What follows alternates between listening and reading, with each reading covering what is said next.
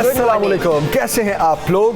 आज सुबह सवेरे पाकिस्तान की अच्छी बात है कनात पसंदी। जी हाँ, अल्लाह ताला ने दुनिया में किसी को गरीब बनाया और किसी को अमीर दौलतमंद, लेकिन इंसान की फितरत में हिर्स और लालच बला की होती है और उसे कितनी ही दौलत क्यों ना मिले, उसकी लालच कभी ख़त्म होने का नाम ही नहीं लेती है। बिल्कुल, और आरिफ रोमी का कॉल है बड़ा मशहूर कि कोई शख्स कनात से बेजान नहीं होता, यानी कमज़ोरी और एहसास कमतरी में मुब्तला नहीं होता, और हिर्स के सबब कोई शख्स भी कभी सुल्तान नहीं हो जाता। लेकिन अक्लमंद इंसान नफ़ा और नुकसान से खौफज़दा नहीं होता और कमी बेशी के सैलाब को आनी जानी चीज़ समझता है। यानी एक दानिशमंद कमी बेशी या नफ़ा नुकसान से इस हद तक खाइफ नहीं होता जो अक्ल हास में फतूर पैदा कर दे, बामाल और अखलाक को एतदाल से दूर कर दे। इसीलिए वो शख्स खुशकिस्मत होता है जो राहत और सुकून से ज़िंदगी गुजारने के लिए खुदा की कम नेमतों पर भी राज़ी हो जाता है। बिल्कुल, और अल्लाह ताला की नेमतों और उसकी मर्ज़ी पर कनात कर ले, यकीनन यही कामयाबी की कुंजी भी है। तो आज की अच्छी बात है कनात पसंदी। जो आपके पास है बी थैंकफुल। ये मत सोचिए कि मेरे पास ये नहीं है तो आप एहसास कमतरी में चले जाएं, या ये सोचें कि इसके हसूल के लिए मुझे कोई गलत रास्ता अपनाना है, बल्कि कोशिश करनी है, अल्लाह से मदद मांगनी है और जो है उस पर अल्लाह का शुक्र अदा करना है। जी हाँ, सुबह सवेरे पाकिस्तान का आगाज़ अच्छी बात से, हम उम्मीद करते हैं कि आप हमारी अच्छी बात को अपनी ज़िंदगियों में पिक ज़रूर करते होंगे। अगर ऐसी वैसी चीज़ जो आप फील करते हैं आप उसकी इस्लाह करने की कोशिश ज़रूर करते होंगे, और यही हमारी बेसिकली हमारे प्रोग्राम की और हमारे प्रोग्राम के इस पहले सेगमेंट अच्छी बात की कामयाबी है। डेफिनेट सुबह सवेरे पाकिस्तान में आज भी हमेशा की तरह बहुत इन्फॉर्मेटिव हम आपके लिए लेकर आए हैं। आप भी शामिल हो सकते हैं हमें लाइव कॉल के ज़रिए, लेकिन आज हम बड़ी इंटरेस्टिंग और मज़ेदार किस्म की गुफ्तगू भी करेंगे और साथ साथ आपको कुछ, क्योंकि रमज़ान आने वाला है और उस हवाले से आपको कुछ शेक्स के बारे में भी बताएंगे कि आपको मिल्क शेक में क्या क्या पीना चाहिए। Yes, the interesting part is 10 से 11 मिल्क शेक्स बहुत से लोगों की पसंद होती है। जूसेस और स्मूदीज तो होती ही हैं, लेकिन बहुत से लोग शेक्स के, मिल्क शेक के बड़े फ़ैन होते हैं, बड़ा उनको अच्छा लगता है। मिल्क शेक, बनाना शेक्स, एप्पल शेक्स होते हैं, फिर कुछ लोग ड्राई फ्रूट्स को शेक करके यूज़ करते हैं। तो बेसिकली कौन कौन से फ्रूट्स दूध के साथ मिलकर कौन कौन से विटामिन्स मिनरल्स उसमें बढ़ जाते हैं और कौन सा फ्रूट शेक में नहीं पीना चाहिए, ये सारी बातें भी मज़े मज़े की आज होंगी। और सबसे अहम जो एक टॉपिक है वो है जनाब पेट और ख्वाहिशात, जिस पर बात करने के लिए हमारे साथ होंगे बड़ी मारूफ शख्सियत कासिम अली शाह। तो आपने कुछ भी मिस नहीं करना। और सबसे पहले हम इस्लामाबाद का रुख करते हैं। जी हाँ, सुहेल भट्टी साहब की तरफ जाएंगे। अस्सलाम वालेकुम भट्टी साहब, गुड मॉर्निंग, क्या खबरें आपके पास? वालेकुम सलाम, गुड मॉर्निंग दुआ जमील। अभी आपने आज की अच्छी बात में एक जो इशू और जिस बुराई की जानिब निशानदही की, लालच की तरफ, हमारी स्टोरी का भी ताल्लुक़ कुछ इसी तरह से है कि कुछ इस वक्त लालची निगाहें एक मरतबा फिर पाकिस्तान स्टील मिल्स पर मरकूज़ हो चुकी हैं। और आज से 12 साल कब जो कोशिश की गई थी पाकिस्तान स्टील मिल्स को औने पौने दाम उसकी निजकारी करने की, और कुछ कंपनियां उसमें दिलचस्पी रखती थी, लेकिन उस वक्त सुप्रीम कोर्ट ऑफ पाकिस्तान की आज खुद नोटिस के बाद उनका वो मंसूबा कामयाब नहीं हो सका था। लेकिन उसके बाद पाकिस्तान स्टील मिल हर गुजरते साल के साथ जुज़वी तौर के ऊपर मरहलावार ग्रेजुअली खसारे की जानी बढ़ी। लगता हम पाकिस्तान मुस्लिम लीग नून के दौरे हुकूमत में बदतरीन खसारा रहा और पाकिस्तान तहरीक इंसाफ की हुकूमत ने इक़्तिदार संभाला तो कौम को दिलासा दिया गया कि पाकिस्तान स्टील मिल जो कि कौमी ख़जाने के ऊपर बहुत बड़ा बोझ बन चुकी है, हम इस बोझ को ख़त्म करेंगे। ये पाकिस्तान स्टील मिल पाकिस्तान की स्टील मसनूआत की ज़रूरियात पूरी करने के लिए इंटेग्रल रोल प्ले कर सकती है, इसको हम रिवाइव करेंगे। और ये कमिटमेंट की गई थी, और इस कमिटमेंट को कामयाब बनाने के लिए ये टास्क मिला था मुशीर सनअत व पैदावार रज़ाक दाऊद साहब को। उन्होंने 8 माह गुजारने के बाद बिलाखिर एक टेक्निकल ग्रुप पर कायम करते हुए एक प्लान ज़रूर वज़ा किया और उम्मीद दिलाई गई कि पाकिस्तान स्टील मिल्स को हम पब्लिक प्राइवेट पार्टनरशिप के तहत चलाएंगे, चूंकि ये कौमी असासा है, स्ट्रेटजिक नेचर का असासा है, प्राइवेटाइजेशन नहीं होगी। और आप ये सुनकर हैरान होंगे 5 दिसंबर 2018 को पाकिस्तान तहरीक इंसाफ की हुकूमत ने ही मुतलका वजारतों की सिफारिशात के ऊपर पाकिस्तान स्टील मिल को निजकारी की लिस्ट से निकाल दिया था। लेकिन जब ये हबको पावर कंपनी के ग्रुप पर मुश्तमिल ये टेक्निकल ग्रुप की सिफारिशात सामने आ चुकी, ईसीसी में टेबल हुई, इंतहाई खामोशी के साथ दोबारा इस मामले को पब्लिक प्राइवेट पार्टनरशिप की बजाय निजकारी की जानिब गामजन कर दिया गया। वज़ीर सनअत व पैदावार रज़ाक दाऊद साहब और उनकी वजारत की मुकम्मल तौर के ऊपर यह नाअहली सामने आती है। गुज़श्ता रोज़ इक़्तिसादी राब्ता कमेटी से इसकी निजकारी लिस्ट में दोबारा इसी PSM को शामिल करवाने की मंजूरी हासिल कर ली गई है। अगर आपने यही काम करना था, 8 माह ज़ाया किए गए, 12 करोड़ पे यौमिया नुकसान होता है। वो पाकिस्तान स्टील मिल जिसका खसारा 460 अरब था, गुज़श्ता 8 माह में उसमें 20 अरब रुपये से खसारे में इजाफा हो गया। 8 माह तक स्टील मिल्स बंद रखी आपने। अगर आपने निजकारी ही करनी थी, रज़ाक दाऊद साहब इतनी विजनी शख्सियत थे तो उनके पास एक अच्छा मौका था कि आती ही हुकूमत से कहते कि इसकी निजकारी कर दी जाए, चूँकि ये पहले से निजकारी लिस्ट में शामिल है। 8 माह ज़ाया करने के बाद अवाम को उम्मीदें दिलासे दिलाने के बाद अब दोबारा बात वहीं पर आन खड़ी है कि इसकी निजकारी करनी है। और इंटरेस्टिंग ये है कि जो टेक्निकल ग्रुप जिन 8 अफराद पर मुश्तमिल कायम किया गया था, उसके अंदर निजी स्टील मिल की कंपनियों के वाबस्ता अफराद शामिल थे। ये वो सब लोग हैं जो चाहते हैं कि पाकिस्तान स्टील मिल या तो बंद रहे, अगर चले तो फिर वो इस कंपनी को, पाकिस्तान स्टील मिल को खरीदें जितनी उसके पास 20,000 एकड़ से ज़्यादा कीमती अराजी है, और जितना बड़ा उसका प्रोडक्शन यूनिट है वो खुद इसकी चलाएं, और उसकी बाय प्रोडक्ट्स तैयार करने के लिए उनके पास अपनी स्टील मिल्स मौजूद हैं, वहाँ पर उसकी बाय प्रोडक्ट्स तैयार करें।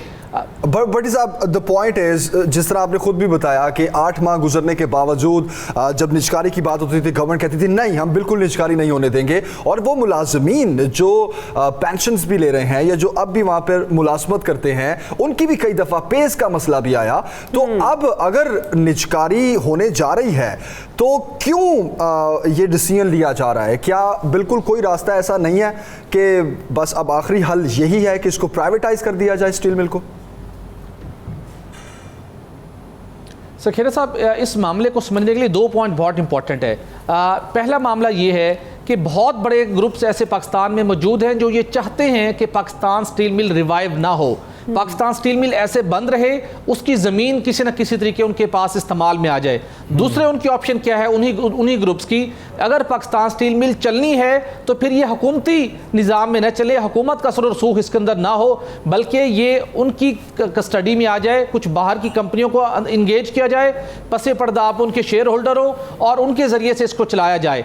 चूँकि अरबों डॉलर्स का कारोबार इसके साथ वाबस्ता है, और इस वक्त ये लोग कंसेशनरी एसआरओ के तहत बहुत भारी फ़ायदा भी हासिल कर रहे हैं। और उसके साथ इन्हें पता है कि माजी के अंदर जब भी स्टील मिल की निजकारी करने की कोशिश की, हड़तालें शुरू होंगी, एहतजाजी धरने शुरू होंगे, पाकिस्तान पीपल्स पार्टी और दीगर जमातें इसकी मुखालफत करेंगी, और ये मामला 1-2 साल तक मजीद लटका रहेगा।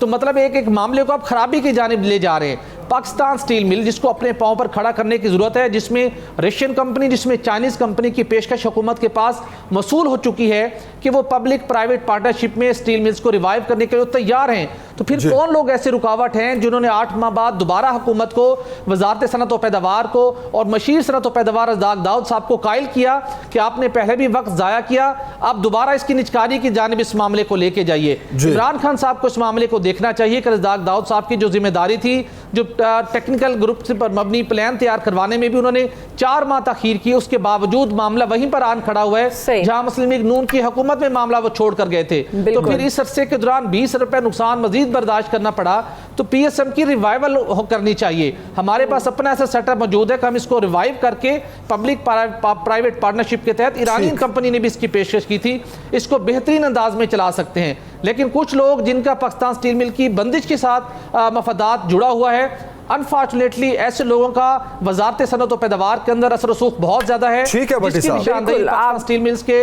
आप दुरुस्त कह रहे हैं कि बजाय पाकिस्तान स्टील मिल्स को बहाल किया जाता, अब इसकी निजकारी करने की तैयारी कर ली गई है।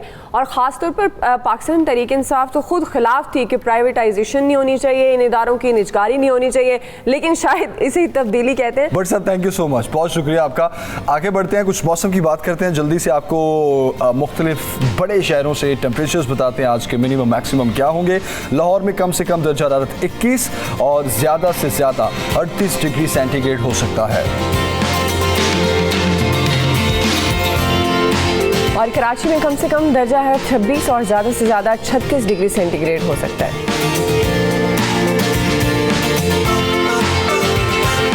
इस्लामाबाद में कम से कम दर्जा हरारत 18 और ज़्यादा से ज़्यादा 32 डिग्री सेंटीग्रेड हो सकता है। पेशावर में कम से कम दर्जा हरारत 19 और ज़्यादा से ज़्यादा 34 डिग्री सेंटीग्रेड होगा। और जनाब कोयटा में कम से कम दर्जा हरारत 13 और ज़्यादा से ज़्यादा 28 डिग्री सेंटीग्रेड हो सकता है।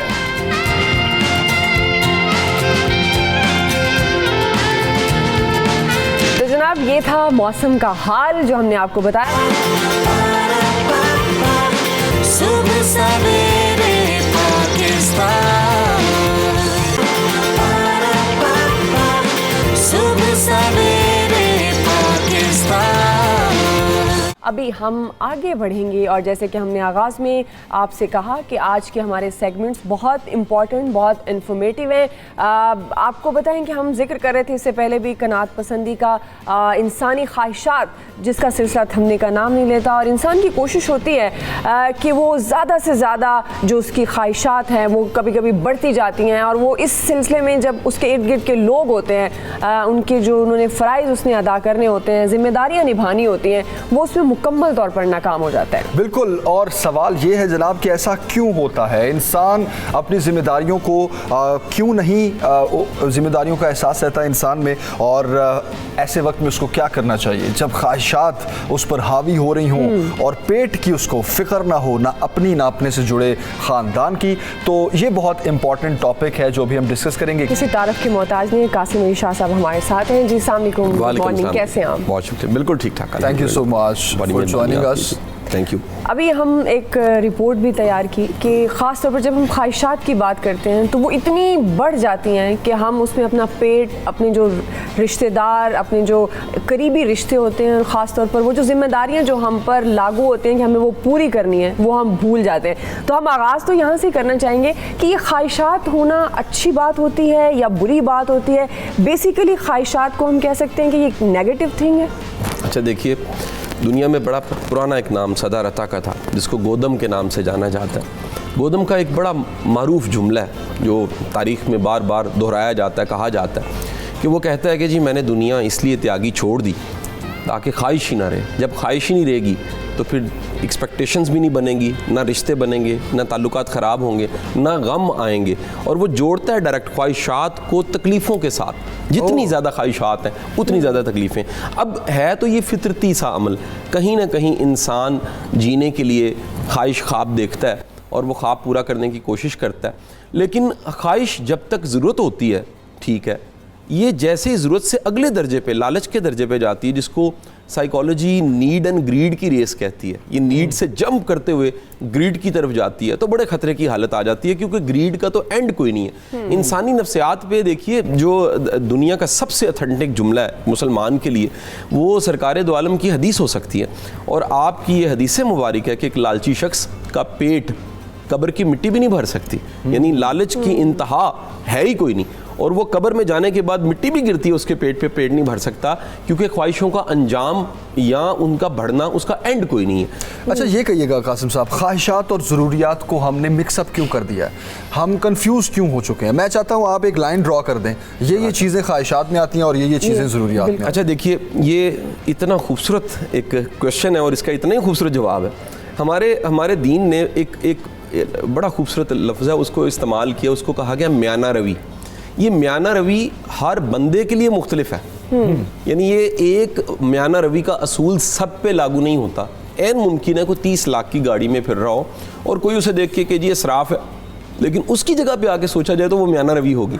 म्याना रवी का मतलब ये है कि उसने अपने मिनिमम और मैक्सिमम को देखा है कि अगर वो बिल्कुल कंजूसी करके बिल्कुल निचोड़ के सब चीज़ें चलाए तो यहाँ पर होगा, और अगर पीक पे जाए बिल्कुल बढ़ा दे खर्चे तो यहाँ जाएगा। दरमियान में एक रास्ता उसका इंतखाब कर ले। और क्या खूबसूरत बात इस पे मिलती है हजूर सल्लल्लाहु अलैहि वसल्लम की, आपने फरमाया कि जो म्याना रवि इख्तियार करेगा रुसवा नहीं होगा, यानी उसको कभी रुसवाई नहीं होगी, उसको कभी पछतावा नहीं होगा, उसको कभी पशेमानी नहीं होगी। सो इस पशेमानी से बचने के लिए म्याना रवि अपनी खुद ही डिफाइन करनी पड़ती है। अब ये म्याना रवि सिर्फ कपड़े खरीदने तक नहीं है, ये हर ख्वाहिश के साथ जुड़ी हुई है। आपने कुछ करना है, कोई कदम उठाना है, खरीदना है, खाना है, पीना, बरतना है, हाँ। आपने कुछ भी करना है, आपने दरमियाना रास्ता लेना है। और वो दरमियाना रास्ते का मतलब क्या है? ना मिनिमम बड़ी कंजूसी, ना बहुत ज़्यादा बढ़ाना, बल्कि दरमियान में एक रास्ते का इंतखाब, ताकि फिर अच्छा अब वजह क्या है, ये बड़ी अहम है। जब आप मिनिमम करते हैं ना तो आप कंजूसी कर रहे होते हैं, और कंजूस का माल अक्सर वो खुद भी इस्तेमाल नहीं करता,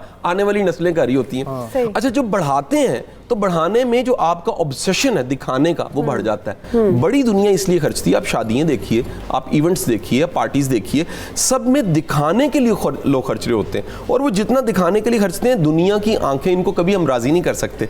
हम सबको शुक्र अदा करना चाहिए कि हमने बंदों को राजी नहीं करना, अल्लाह को राजी करना है। तो ये हकीकत है कि इंसान की जिंदगी सिर्फ ख्वाहिशात के गिर्द ही घूमती है। देखें, बंदा ख्वाहिश तो करेगा ही करेगा, उससे बच नहीं सकता।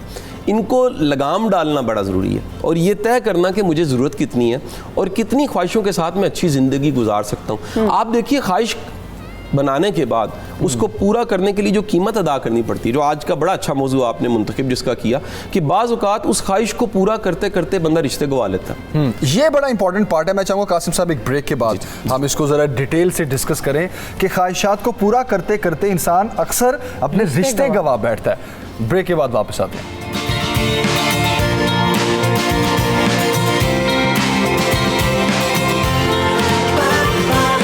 सुबह सवेरे पाकिस्तान,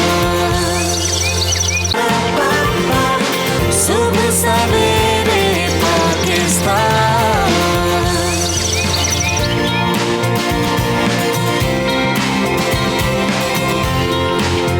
वेलकम बैक जनाब। और बात हो रही थी पेट और ख्वाहिशात। मवाजना तो इसका हम नहीं कर सकते, लेकिन जिस तरह ब्रेक से पहले कासिम अली शाह साहब कह रहे थे कि you can draw a line, आप बहुत मिनिमम की तरफ भी ना जाएं, बहुत मैक्सिमम की तरफ भी ना जाएं, आप बिल्कुल मिड रास्ता भी अपना सकते हैं। लेकिन आप ये कह रहे थे कि अक्सर ख्वाहिशात की दौड़ में इंसान अपने रिश्ते भी गंवा बैठता है। हाउ, मैं ये पूछना चाहता हूँ कि क्या इंसान अपना मन मार ले कि वो कोई ख्वाहिश करे ही ना? अच्छा देखिए, हमारी ज़िंदगी के जो नताइज हैं वो दो तरह के हैं। कुछ नताइज वो हैं जो फ़ौरन दिखते हैं, पहली को तनख्वाह मिल जाती दिखती है, दिहाड़ी शाम को मिल जाती दिखती है, कमेटी डाली है साल बाद निकल आती दिखती है, आपने खाया वज़न बढ़ गया दिखता है, ना खाया वज़न कम हो गया दिखता है। हमारी ज़िंदगी में इसी तरह कुछ नताइज ऐसे होते हैं जो दिखते नहीं हैं या फ़ौरन नहीं दिखते। आप इनको इनटेंजिबल रिजल्ट्स कह सकते हैं। होता ये है कि हम अपनी टेंजिबल्स की कॉस्ट पे, जो दिखते हैं उनकी कॉस्ट पे, जो इनटेंजिबल है उनको गवा देते हैं। मैंने बड़ी दुनिया को चीज़ें बनाते देखा है और रिश्ते गवाते देखा है। हज़रत अली का कौल है, नहजुल बलागा में कोटेड है। आप फरमाते हैं कि इंसान प्यार करने के लिए होते हैं, चीज़ें इस्तेमाल करने के लिए होती हैं, लेकिन हम उल्ट करते हैं। हम चीज़ों से मोहब्बत करते हैं, अशिया से मोहब्बत होती है, बंदे यूज़ कर रहे होते हैं, बंदे सारे यूज़ होते हैं। आप मतलब जिसका भी प्रोफेशनल को करियर है, जॉब है, वो अपनी पीछे मुड़ के ज़िंदगी देखे, वो कहेगा जी मनु ने भी बरते हैं, भी यूज़ किया है, भी लाइफ इस तरह चल रही है। जब भी आप बंदों को इस्तेमाल करते हैं तो आपका सबसे बड़ा एसेट, जो जिसको पीपल बैंक कहा जाता है, जिसको ह्यूमन रिसोर्स बैंक कहा जाता है, वो कम हो जाता है। वो किसी ने नया फेसबुक आया था ना, तो एक बड़ी अच्छी पोस्ट लगाई हुई थी कि एक शख्स जिसके 5000 फ्रेंड थे, लिमिट यही होती है ना जी, वो मर गया और उसके जनाजे पे 5 लोग आए। तो बंदा जब कैलकुलेट करता है तो उसे पता लगता है कि मैंने चीज़ें ज़्यादा बना ली हैं, और जो रिश्ते थे जिनके साथ मैंने एंजॉय करना था, जिनको दिखाना था, जिनके साथ। फिर ये हमारी सोसाइटी का कोई अलमी है? क्योंकि हमारे साथ तो चलता ही वही है। अगर हमारे पास अच्छी गाड़ी है, अच्छा मोबाइल फ़ोन है, हम अच्छा पहनते हैं, हमारी ख्वाहिशात की दौड़ में जो कुछ हम हासिल करते हैं, एक वो जो उसकी बेस पर ही लोग हमारे साथ खड़े होते हैं। एक बड़ा पुराना जुमला बोला जाता है कि इंसान अपनी गुर्बत को ख़त्म कर सकता है, लेकिन एहसास गुर्बत को ख़त्म करना बड़ा मुश्किल काम। वाह वाह वाह। ये बड़ी दुनिया ऐसी है जो गाड़ी बड़ी होने के बावजूद, मोबाइल अच्छा होने के बावजूद, घर अच्छा, अंदर से गरीब रहते हैं। अच्छा, अंदर से गरीब कौन है? मैं पोज करूंगा माफ़ी के साथ। हमारे उस्ताद थे वासिफ अली वासिफ साहब, वो कहते थे गरीब वो है जिसको मजीद की ज़रूरत है। बात खत्म। चाहे उसके पास बड़ी गाड़ी है बड़ा लेकिन कुछ है उसे उसके मजीद पास, चाहिए। लेकिन वो मजीद के चक्कर में पड़ा हुआ है और मजीद का जवाब कोई नहीं है, सिर्फ अंदर अपने आप को राजी कर रहा है। जस्ट सेटिस्फेक्शन है कि जी 1 मिलियन बढ़ गया है, 10 मिलियन बढ़ गए हैं, बिलियंस आ गए हैं, वो सब डिजिट्स की शक्ल में पड़े हुए हैं और उसको वो तस्कीन आप इस एहसास को क्या नाम देंगे? ये खपता है, ओके, ऑब्सेशन। असल में बंदे के लिए सबसे मुश्किल ना समझना अपने आप को होता है। इंसान की आंख बाहर देख रही होती है, इंसान की आंख अंदर नहीं देखती। इंसान ये मैं बाहर से महसूस कर रहा हूँ ये कैसे हैं सर, मैं अपने आप को महसूस नहीं कभी भी करता। मैं बाहर की आवाज़ों को सुनता हूँ, मैं अंदर की आवाज़ को कभी नहीं सुनता। जो बंदा अपने आप को परखने लग पड़ता है ना, और इस पे कभी इंशाल्लाह प्रोग्राम इकट्ठे करेंगे कि 40s की एज में जाके आपकी जो सेल्फ एक्चुअलाइजेशन है वो बन जानी चाहिए, खुद को समझ लेना चाहिए कि मुझे ज़रूरत क्या है, मुझे खप भी पालने के नहीं, कहीं ऐसा ना हो रैट रेस में मैं चीज़ें बेशुमार बना लूँ और जब मैं मरने लगूँ तो मेरे पास पछतावा इतनी ज़रूरत ही नहीं थी। वो ब्राउनी वेयर का एक ब्लॉग था बड़ा शानदार, इंट्यूशन एंड चाय, नाम बड़ा प्यारा, इंट्यूशन एंड चाय। बाद में किताब भी बनी टॉप 5 रिग्रेट्स ऑफ डाइंग के नाम से। उसने उस नर्स ने रिसर्च की मरने वालों पे और हज़ारों मरने वालों के पछतावे देखे, तो उसमें एक पछतावा ये था, इतनी ज़रूरत नहीं होती जितना हम बना लेते हैं, बना के इकट्ठा कर लेते हैं, बंदे गवा देते हैं। सही बात है। कॉल्स ले लें हम ज़रा। हमारे साथ मुख्तार साहब हैं। मुख्तार साहब अस्सलाम वालेकुम, क्या कहना चाहेंगे? जी अस्सलाम वालेकुम जी। वालेकुम अस्सलाम। मैं कासिम अली शाह साहब से बात करना चाहता हूँ। जी कीजिए बात, वो सुन रहे हैं। कासिम अली शाह साहब अस्सलाम वालेकुम। वालेकुम सलाम जी। सर मैं आपका फ़ैन हूँ, मैं बहुत यूट्यूब पे आपको देखा है, मैं बहुत पसंद करता हूँ। मुझे फ़ोन नंबर चाहिए, मैंने आपसे मुलाकात करनी है। ठीक है मुख्तार साहब, डन। आपको हमारी टीम नंबर दे देती है। नेक्स्ट कॉलर लेते हैं, शौकत है हमारे साथ। शौकत साहब अस्सलाम वालेकुम, क्या कहना जी चाहेंगे? अस्सलाम वालेकुम। शौकत अली लाहौर से बोल रहा हूँ जनाब। ये शाह साहब से बात करनी थी। जी कीजिए। जी हजूर, एक तो आपका जो प्यारा प्रोग्राम चल रहा है कि जिसमें ख्वाहिशात है और इसका मुख्तसर सा हम कैसे सब्र और कनात जो अल्लाह की दी हुई है किस तरह इसके लिए इंतहाई सब्र करें, नंबर 1। दूसरा सवाल ये है कि आपका नेट पे मैंने देखा वो हेपेटाइटिस के लिए जो जंगली कबूतर है वो आप ही का है? नहीं मेरा नहीं है जी, मैं नहीं जी, वो जंगली कबूतर को मैं नहीं जानता। अच्छा, नहीं मैंने वो यूट्यूब पे देखा था अपना इस पे ना नेट पे, तो मैंने कहा मैं पूछ लूँ शायद किसी ने उस तरह। ठीक है, thank you so much Shaukat Ali साहब। आपका सवाल हम पूछ लेते हैं, लेकिन एक और कॉलर है अस्मा हमारे साथ। जी अस्सलाम वालेकुम, क्या कहना चाहेंगी? जी वालेकुम अस्सलाम, मैं अस्मा बात कर रही हूँ। तो एक तो मुझे 2 क्वेश्चन करने हैं, तो आपका नेक्स्ट सेगमेंट जो होगा उसमें मुझे ये क्वेश्चन है, आप तो उस वक्त हो सकता है कॉल ना लगे मेरी। ओके। तो मेरी ना लास्ट रमज़ान में एक एक्सीडेंट में दोनों आंखों की नज़र चली गई थी। तो विद इन मंथ ऐसा हुआ है कि मेरे सारे बालों की जड़ें वाइट हो गई हैं अचानक ही से। पहले मैं अभी तकरीबन हूँ 26 ईयर्स ओल्ड। ठीक है। तो वो अचानक, एक तो ये पूछना है, और दूसरी बात ये जो अभी हमारे ग्रेट लेजेंड बैठे हुए हैं आपके पास, इनके पास एक तो रिक्वेस्ट है कि ये आधा घंटा बहुत कम है, इनको जब आप बुलाएं मेरे हाल में 1.5 घंटा भी बहुत कम होगा। नेक्स्ट टाइम के लिए हम alright Asma, thank you so much. और आप लोगों का फीडबैक यकीन जानिए बड़ा इंपॉर्टेंट है हमारे लिए। महरीन एक और कॉलर है हमारे साथ। महरीन अस्सलाम वालेकुम, क्या कहना चाहेंगी? वालेकुम सलाम, क्या हाल है भाई, ठीक है आप? जी अल्हम्दुलिल्लाह ठीक, क्या कहना चाहेंगी? जी मेरी कासिम अली शाह से एक सवाल था कि इस मुश्किल दौर में बच्चों की तरबियत कैसे की जाए? ओके, वेरी ये मतलब बहुत ही फेवरेट हैं हमारे, मतलब हम इनकी नेट वगैरह पे जो भी इनकी कोई न्यू मतलब तकरीर वगैरह या कुछ भी आए, अभी कुछ दिन पहले डन। टाइम की कमी है, कॉल्स भी बहुत लेनी है, और जिस तरह आपकी ये फेवरेट है हमारे भी उसी तरह फेवरेट है, और हमारे भी बड़े सवाल हमारे भी बड़े सवाल हैं, तो आप शो देखते रहिए। किसका जवाब देना चाहेंगे आप पहले? मुझे तो एक पहले छोटा सा लतीफ़ा पेश करना चाहूँगा आपको जी। वो क्योंकि जब ये वायरल होगी वीडियोस वगैरह तो मुझे कॉल्स आने लग पड़ी, और कॉल्स जब आती हैं तो बाज़ औक़ात कॉल रेलिवेंट नहीं होती। तो एक दफ़ा कॉल आई कि हमारी मुर्गी गुम हो गई है, हाल बताएं। एक दफ़ा कॉल आई जी FA का खुलासा आपने बताना है। तीसरे ने कहा जी हमारा रिश्ता ही नहीं हो रहा बच्चे का, जी आप क्या कहेंगे? अब इस सोसाइटी में वाकई प्रॉब्लम्स बहुत ज़्यादा है, और फिर हर बंदा सिमत ढूंढ रहा है, सिमत बताने वाला कोई नहीं है। एक सवाल सिर्फ इसमें से लूँगा अगर आपकी इजाज़त हो, क्योंकि कुछ मेरे से रेलिवेंट नहीं थी चीज़ें। बिलखसूस जंगली कबूतर तो मैं बिल्कुल नहीं जानता, मैं माफ़ी मांगता हूँ आपसे। एक रेलिवेंट मेरे से क्वेश्चन है बच्चों की तरबियत के हवाले से। मैं ये समझता हूँ कि दुनिया का सबसे समझदार और सबसे जो अक्लमंद बंदा है वो जो एक पुरानी चाणक्य की किताब थी अर्थशास्त्र को गवर्न करने के लिए, एक बड़ी रूल करने के लिए शानदार किताब समझा जाता है और दुनिया की सारी चालाकियाँ उसके अंदर लिखी हुई हैं। उस किताब का एक पहलू ये भी है कि चाणक्य उसमें लिखता है कि समझदारी ये है किसी की भी कि वो अपने बच्चों की तरबियत अच्छी कर ले। ये समझदारी है। समझदारी का मतलब ये है कि आपने जो एसेट बनाई वो मालो मता की शक्ल में नहीं बनाई बल्कि तरबियत की शक्ल में बनाई, और आपको पूरा यकीन है कि जो मैंने तरबियत की है इस तरबियत के नतीजे में चीज़ें ये खुद ही बना लेंगे, इम्कानात पैदा कर लेंगे। मैं मिसाल देता हूँ आपको, अगर तरबियत के नतीजे में आपका बच्चा खुश इखलाक है तो ज़िंदगी में अपॉर्चुनिटीज़ बड़ी मिलेंगी उसको। लेकिन अगर आपका बच्चा, आप अमीर हैं, खुशहाल हैं, सब कुछ है, आपका बच्चा चिड़चिड़ा है, गुस्सीला है, शकी है और वो नकचड़ा है और बदतमीज़ है, तो वो अपने दोस्तों को गवाएगा, वो तो अपने कारोबार ख़राब कर बैठेगा, वो तो ताल्लुकात ख़राब और दुश्मन बढ़ जाएंगे उसके।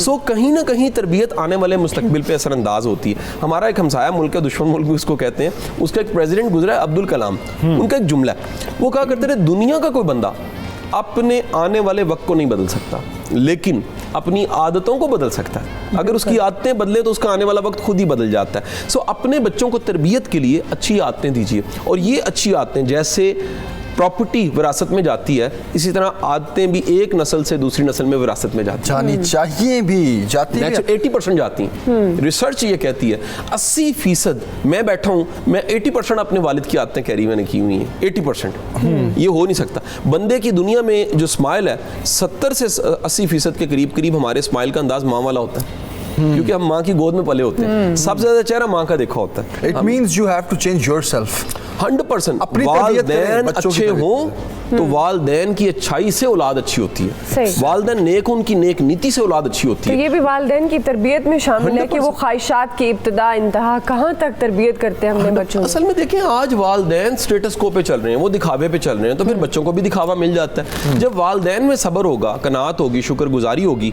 बांटना होगा, तो यकीनन फिर वो ये अच्छी खूबियाँ बच्चों में भी पैदा हो जाएंगी। अच्छा, ये जो दरमियानी रास्ता आप बता रहे थे कि इतनी कंजूसी भी ना करें और बहुत ज़्यादा शाह खर्ची भी ना करें, दरमियानी रास्ता अपनाएं, तो ये जो इर्द गिर्द की लोगों की बातें हैं फिर वो कौन सुने और कौन बर्दाश्त करे? अच्छा देखिए, ये कभी ख़त्म नहीं हो सकती। हम ये पहले तय कर लें, आप कुछ कर लें, कुछ भी कर लें, आप लोगों को सेटिस्फाई नहीं कर सकते। आप पीछे मुड़ के देखिए, आप यहाँ तक दोनों आप यहाँ बैठे हुए हैं और एक प्रोफेशन में हैं, आपकी ज़िंदगी के 100 फैसले होंगे, उसमें 10 राज़ी होंगे, 90 राज़ी नहीं होंगे। ये कभी राज़ी नहीं आप कर सकते। हम जब तय कर लें कि दुनिया को हम राज़ी नहीं कर सकते, तो फिर 2 काम करें, अपने कुछ मुखलिस लोग ढूंढें, उनसे पूछें और अपने अल्लाह को जवाब दो। That's all. अपना रांझा राज़ी रखें। ये अंदर का गिल्ट पैदा नहीं होना चाहिए, एक रिग्रेट के जी काश मैं ये कर लेता, काश बड़ी सज़ा है, काश कभी पैदा नहीं होना चाहिए। तो दुनिया को तो आप वो गधे पे बाप बैठे, बेटा बैठे, दोनों बैठे हैं, दोनों ना बैठे, ये पूरी कहानी बनी हुई है। तो इस पे तो फिर एक और सवाल पैदा होता है कि ठीक है आप हर किसी को खुश नहीं कर सकते, लेकिन अगर कुछ डिकेड्स पीछे जाएं तो आपके इर्द गिर्द का माहौल ऐसा होता था कि अगर आप कोई बात करते थे तो बहुत से लोग सपोर्टिव होते थे।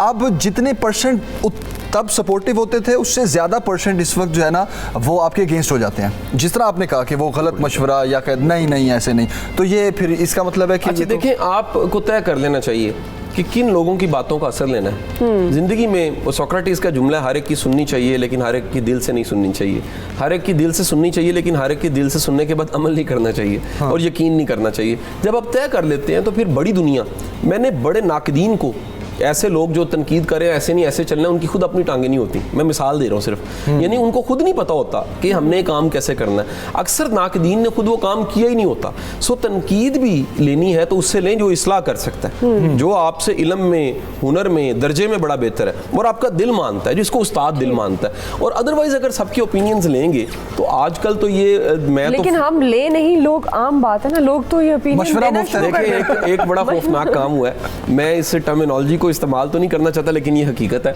कि फेसबुक एक टॉयलेट बन चुकी है और इस पे हर बंदा अपनी चीज़ ठोंस देता है, पोस्ट कर देता है, लगा देता है, राय दे देता है, बगैर तहकीक के, बगैर जाने। आपने अभी 2 सुबह अच्छी खबरें चलाई हैं, अच्छी तो नहीं मतलब न्यूज़ चलाई हैं पाकिस्तान के फ्यूचर के, स्टील मिल और FBR के हवाले से। कितनी रिसर्च होगी, कितना काम होगा, कितनी बेहतरीन रिपोर्टिंग के बाद वो चली होंगी। लेकिन जब कोई सुनी सुनाई चीज़ अपने मन की भड़ास निकालने के लिए, वो कहते हैं किसी को, बाज़ लोगों को तकलीफ दे के खुशी होती है, होना वो भी खुश होना चाह रहे होते हैं लेकिन तकलीफ दे के खुश होते हैं। तो ये एक ऐसा एक खौफनाक सा अमल शुरू हो गया है जिसमें हर बंदा आपको कटहरे में खड़ा कर लेता है और आपको राय देता है और आपके बारे में राय रखता है और बड़ी सख्त राय रखता है, पॉजिटिव राय नहीं रखता। सुबह सवेरे पाकिस्तान, सुबह सवेरे पाकिस्तान।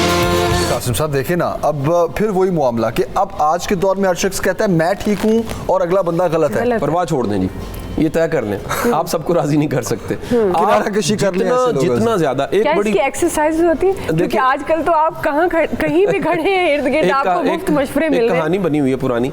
वो एक बंदा सुबह सुबह 92 जा रहा था, तो रास्ते में उसको जगह जगह रोका जा रहा था, वो नहीं सुनता था। लेकिन एक जगह पहुंचा, वहाँ कंपाउंड था कोई, और उस कंपाउंड की ना खिड़की थी ना दरवाजा था, सिर्फ एक ही सुराख था। लोगों ने कहा आगे चले जाओ, 92 में तुम्हारा इंतजार हो रहा है, प्रोग्राम करना है तुमने। उसने कहा जी मैंने यहाँ रुकना है, इसका दरवाजा और खिड़की क्यों नहीं है? वो जो सुराख था उससे आवाज़ आ रही थी 11 11 11 ऊंची ऊंची, और इसने वो कान लगाया, 11 की आवाज़ थी। फिर आंख लगा के देखा तो एक स्टिक आई जिससे इसकी आंख फूट गई और आवाज़ आई 12 12।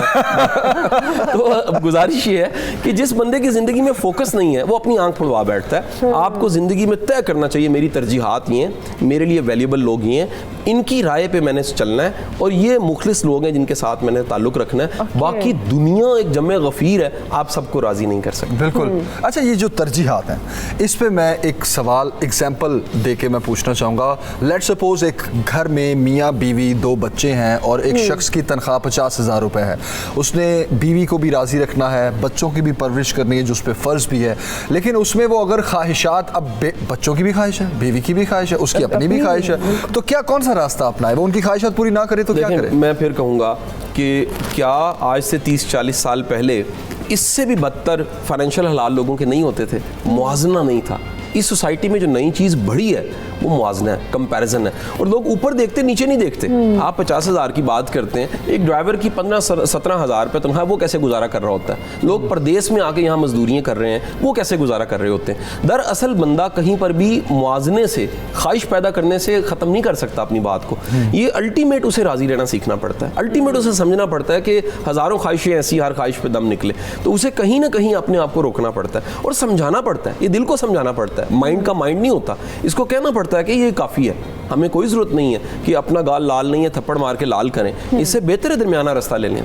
तो ये जो इंसान की, क्योंकि आपकी सारी डिस्कशन से मैं ये समझ पा रही हूँ कि सब कुछ आपके अपने ऊपर डिपेंड कर रहा है, तो इंसान फिर अपने अंदर कैसे झांके, अपने अंदर की ट्रेनिंग कैसे करे?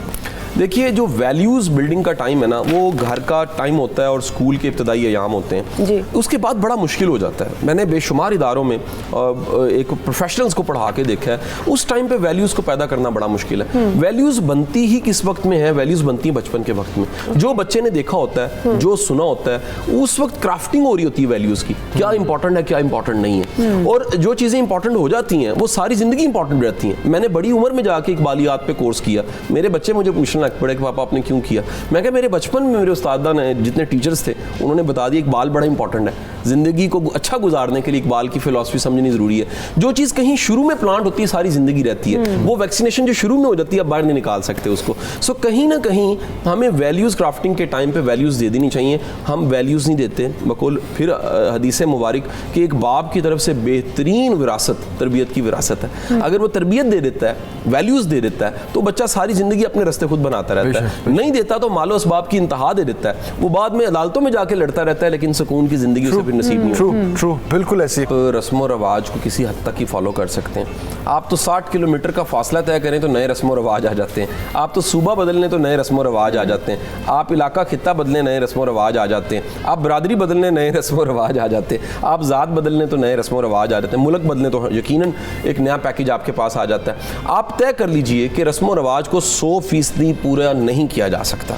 आप एक हद तक रस्म और रवाज के मुताबिक चल सकते हैं। ज़माना बदल रहा है और नए ज़माने में नए इम्कानात पैदा हो रहे हैं, नए ट्रेंड्स आ रहे हैं, नई चीज़ें आ रही हैं। अपने अंदर रैशनैलिटी बढ़ाइए, हकीकत पे मबनी ज़िंदगी गुजारिए। ये सिर्फ फ़र्जी मफरूज़ों पे ज़िंदगी नहीं गुजरती। आपको सोचना चाहिए हकीकत क्या है, क्या ये रवायत हकीकत भी है कि नहीं है, और अगर ये रवायत हकीकत है तो फिर मेरी ज़िंदगी कहाँ पर है। आज तजर्बों के बाद कितनी चीज़ें साबित हुई। मिसाल लेता हूँ, कज़न मैरिज का बड़ा ट्रेंड था किसी ज़माने में, आज साइंटिफिकली साबित हुआ है कि ये बड़ी ख़तरनाक चीज़ है और इससे मेडिकल बाद में बच्चों में प्रॉब्लम्स आते हैं, जेनेटिक्स में बड़े प्रॉब्लम्स आते हैं और कई मरूसी बीमारियाँ बढ़ जाती हैं और इस तरह कई ट्रेंड्स हैं। मैं कहता हूँ शादी ब्याह खुशी गमी के कितने ट्रेंड्स हैं। कई लोग ऐसे हैं जो रेस्टोरेंट हुए हैं उन्होंने छोड़े हैं, वो कहते हैं जी नहीं हम करते इस तरह। काजी साहब, ख्वाहिशात को डायरेक्टली डर खौफ से जोड़ा जा सकता है? कभी कभी डर खौफ से बनती है। कभी अगर मैं व्हाट इफ आई से कि 70 to 80% इंसान जो है वो सोसाइटल प्रेशर और बातों और इनकी वजह से ख्वाहिशात की तकमील के लिए दौड़ में लग जाता है। ज़्यादातर ऐसी है जी, ज़्यादातर जो सोशल प्रेशर है ना वो ख्वाहिशें पैदा कर रहा होता है। इंसान की अपनी काम होती है, तलाश नहीं करता, वो वाकई नहीं ढूंढता, यानी कि सब कर रहे हैं तो वो भी करेगा, ये नहीं देखेगा कि मुझे जरूरत भी है कि नहीं है, या जो मैं कर रहा हूँ ये करने की जरूरत भी है कि ये जहां मैं पहुंच गया हूँ। एक फिर छोटा सा 1 मिनट का लतीफ़ा पेश करूंगा। गाड़ी की हेडलाइट खराब हो जाए ना रात का वक्त, तो एक ही तरीका होता है गाड़ी चलाने का, वो क्या, अगली गाड़ी को फॉलो करो। एक बंदे की हेडलाइट खराब होती है, फॉलो करता है, चलते चलते वो गाड़ी कहीं रुकती है, ये रोकता है, थोड़ी देर इंतजार करता है कि गाड़ी चलेगी, गाड़ी नहीं चलती अगली, और ये हॉर्न देता है और वो बंदा उतरता है और कहता है हाँ जी क्या मसला है, कहना चलाओ, कहना मेरे ते घर दा गराज आ गया, तू किथे जाना है। तो गुजारिश ये है, बड़ी दुनिया दूसरों को फॉलो करते वहां पहुंच जाती है जहां पहुंचना नहीं होता। एग्जैक्टली। इवन डिग्रीज देख लें हम कैसे लेते हैं, भी पुत्र डॉक्टर बन रहे हैं, हम भी डॉक्टर बन गए, मतलब बड़ी कॉमन ट्रेंड है। ठीक है जी, हम यानी दुनिया को सेटिस्फाई करने, इवन शादियां ऐसी होती हैं। वो जी मैं एक जगह बैठा तो उसने कहा जी मेरी नानी की ख्वाहिश थी कि मामू के बेटे के साथ मेरी शादी हो जाए। मैं कहा नानी कहाँ पर है, कहती वो जन्नत में है। मैं कहा तुम जहन्नुम में हो, ये तो सोचो। तो ये हम यानी कि देखा देखी जो दुनिया कर रही है वो करते हैं, कभी नहीं सोचते कि करने की जरूरत भी है कि नहीं है। अच्छा, आपकी मौजूदगी का फ़ायदा उठाते हैं आपने अपनी डिस्कशन में 2-3 बातें की कि जब हम तनकीद लेते हैं तो हमें बहुत ज़्यादा अंडरस्टैंड करने की ज़रूरत होती है कि तनकीद करने वाला कौन है। तो अगर आप तनकीद के दौरान उस फियर में चले जाते हैं, फिर वही खौफ आपके ज़हन में रहता है कि नहीं अब फिर वही तनकीद हो सकती है, तो उस खौफ में आपको अपनी ट्रेनिंग कैसे करनी है? देखिए ये एक बीमार रुझान है। इंसान को सेहतमंद जो जहनी हालत है इंसान की वो ये है कि उसको खदशे कम से कम होने चाहिए, उसके अंदेशे कम से कम होने चाहिए, वो जवाबदेही उसकी लोगों के सामने कम से कम होनी चाहिए, वो अपने सामने आंसरेबल अपने आप को करे, अल्लाह के सामने आंसरेबल करे और रोज़ अपना एहतसाब करे और चला जाए। दुनिया से एहतसाब कराने की क्या ज़रूरत है? ये जो रुझान है ना, फूफी क्या कहेगी, चाचा क्या कहेगा, मामू क्या कहेगा, ये बड़ा खौफनाक रुझान है, ये कभी ख़त्म नहीं हो सकता। बॉस क्या कहेगा, जूनियर्स क्या कहेंगे, समाज क्या कहेगा, ये यकीन करें आप कुछ भी कर लें ये कहते रहेंगे, वो कुछ तो लोग कहेंगे, लोगों का काम तो कहना। छोड़ो बेकार की बातों को, कहीं बीत ना जाए रहना, ठीक है कि नहीं? तो वो रात जिंदगी गुजर गई, तो आप लोगों की ख्वाहिशों पे चलते रहे, लोगों के तकाज़ों पे चलते रहे, लोगों की उम्मीदों पे चलते रहे, कहीं ये जिंदगी ना गुजर जाए। इससे पहले कि गुजर जाए, इस जिंदगी की तपिश को महसूस कर लीजिए, इस जिंदगी की ठंड को महसूस कर दीजिए। बिल्कुल। अच्छा, last question, last but not the least, और बहुत से टॉपिक्स इंशाल्लाह आने वाले दिनों में भी हम डिस्कस करेंगे। कुछ लोग क्योंकि हमारे मुआशरे का ये अलमिया है, तालीम होने के बावजूद, जो पहले मैंने सोसाइटल प्रेशर की बात की थी, अब हमारे कुछ ख़ानदानी प्रेशर्स भी होते हैं। ठीक है, अब जो आपके अपने घर से शुरू होते हैं, फिर हमसायों से होते हुए आपके खाला, चाचा, पुप्पी, धाई, इन सब की तरफ जाते हैं। पूरी चेन है जिसमें वो जकड़ा होता है। अच्छा, वो चेन में आप 10-15 साल तो जकड़े, अच्छा 15-20 साल बाद आपकी आँख खुलती है, और यार ये भी गलत हुआ था, ये भी गलत हुआ, ये अभी से अपने आप को, अपनी सोसाइटी को, अपने घर को चेंज करने के लिए मैं क्या करने की ज़रूरत है? अच्छा देखिए, मैं बचपन याद करता हूँ, हर एक के बचपन में ऐसे कहानी होंगी कि हमें कई खिलौनों की ख्वाहिश थी, वाले साहब नहीं लेके दे सके, कई ऐसी चीज़ें जो हम चाहते थे नहीं हो सके, लेकिन वो सब चीज़ें हम अपने बच्चों को लेके देते हैं बाद में। जो प्रेशर्स आपने बर्दाश्त किए, जो चैलेंज आपने बर्दाश्त किए, कम अज़ कम एक नई नस्ल ज़रूर बनाएं। वो बेवकूफ़ियाँ, वो हमाकतें, वो जहालतें जो पिछली नस्ल में थी, उनका वो shut the door behind. Ishfaq साहब कहा करते थे, आपने बड़ी अच्छी तस्वीर लगाई, मुझे अच्छा लगा कि मेरे उस्ताद की पिक्चर यहाँ लगी है। इशफाक साहब कहते आगे जाना है, पिछला फाटक बंद करो। पिछला फाटक रवायत का फाटक है, पिछला फाटक जहालत का फाटक है, पिछला फाटक जो है वो कम इल्मी का फाटक है, पिछला फाटक जज्बात का फाटक है। उस फाटक को बंद कीजिए, नई नस्ल को नया शऊर दीजिए, नए इम्कानात दीजिए, नए मौके दीजिए, और खुदा के लिए मानिए, ज़ात बरादरी से बड़ी चीज़ इंसान का करैक्टर होता है, उसकी वैल्यूज़ होती हैं, उसका कमिटमेंट होता है। ये अगर ज़ात बरादरी होती तो दुनिया में आप देखिए बड़ी ज़ात बरादरियों के बावजूद लोग क्राइम करके जेलों में पड़े होते हैं। मैं जिस गांव से मेरा ताल्लुक है उसमें आधे लोग जो उनसे हैं वो क्राइम कर देते हैं, और वो सब के सब सैयद हैं। हम कहते हैं यार कैसे सैयद हो, कि अगर आप एक मोरालिटी पे पूरे नहीं उतरते, वो जो इखलाकियात का बेसिक दर्स है जो इस नस्ल से चढ़ा है उस पर पूरा नहीं उतरते। सो वो रवायत के फाटक को बंद किए बगैर आप आगे नहीं बढ़ सकते। ना जी ना, ए गल ना करना, ए बड़ियां साड़ियां पुरानियां गल्लां चलदियां आ रही ने, ए गल्लां सानू समझाओ। हम तो ये comparison करने की करते आपको हैं। बिल्कुल ज़रूरत नहीं है। समझें अपने आप को, अपने किरदार को और अपने रोल को, अपने घर में भी, आपकी सोसाइटी में भी, इस मुल्क में भी। कासिम अली शाह साहब, थैंक यू सो मच, बहुत शुक्रिया आपका। एक ब्रेक के बाद वापस आएंगे तो इंटरेस्टिंग डिस्कशन है। जी हाँ, और आपने मिस नहीं करना, आपकी लाइव कॉल भी शामिल करेंगे। लेकिन अभी हम जा रहे हैं ब्रेक पर और आप देखते रहिएगा सबसे सवेरे पाकिस्तान। Stay with us.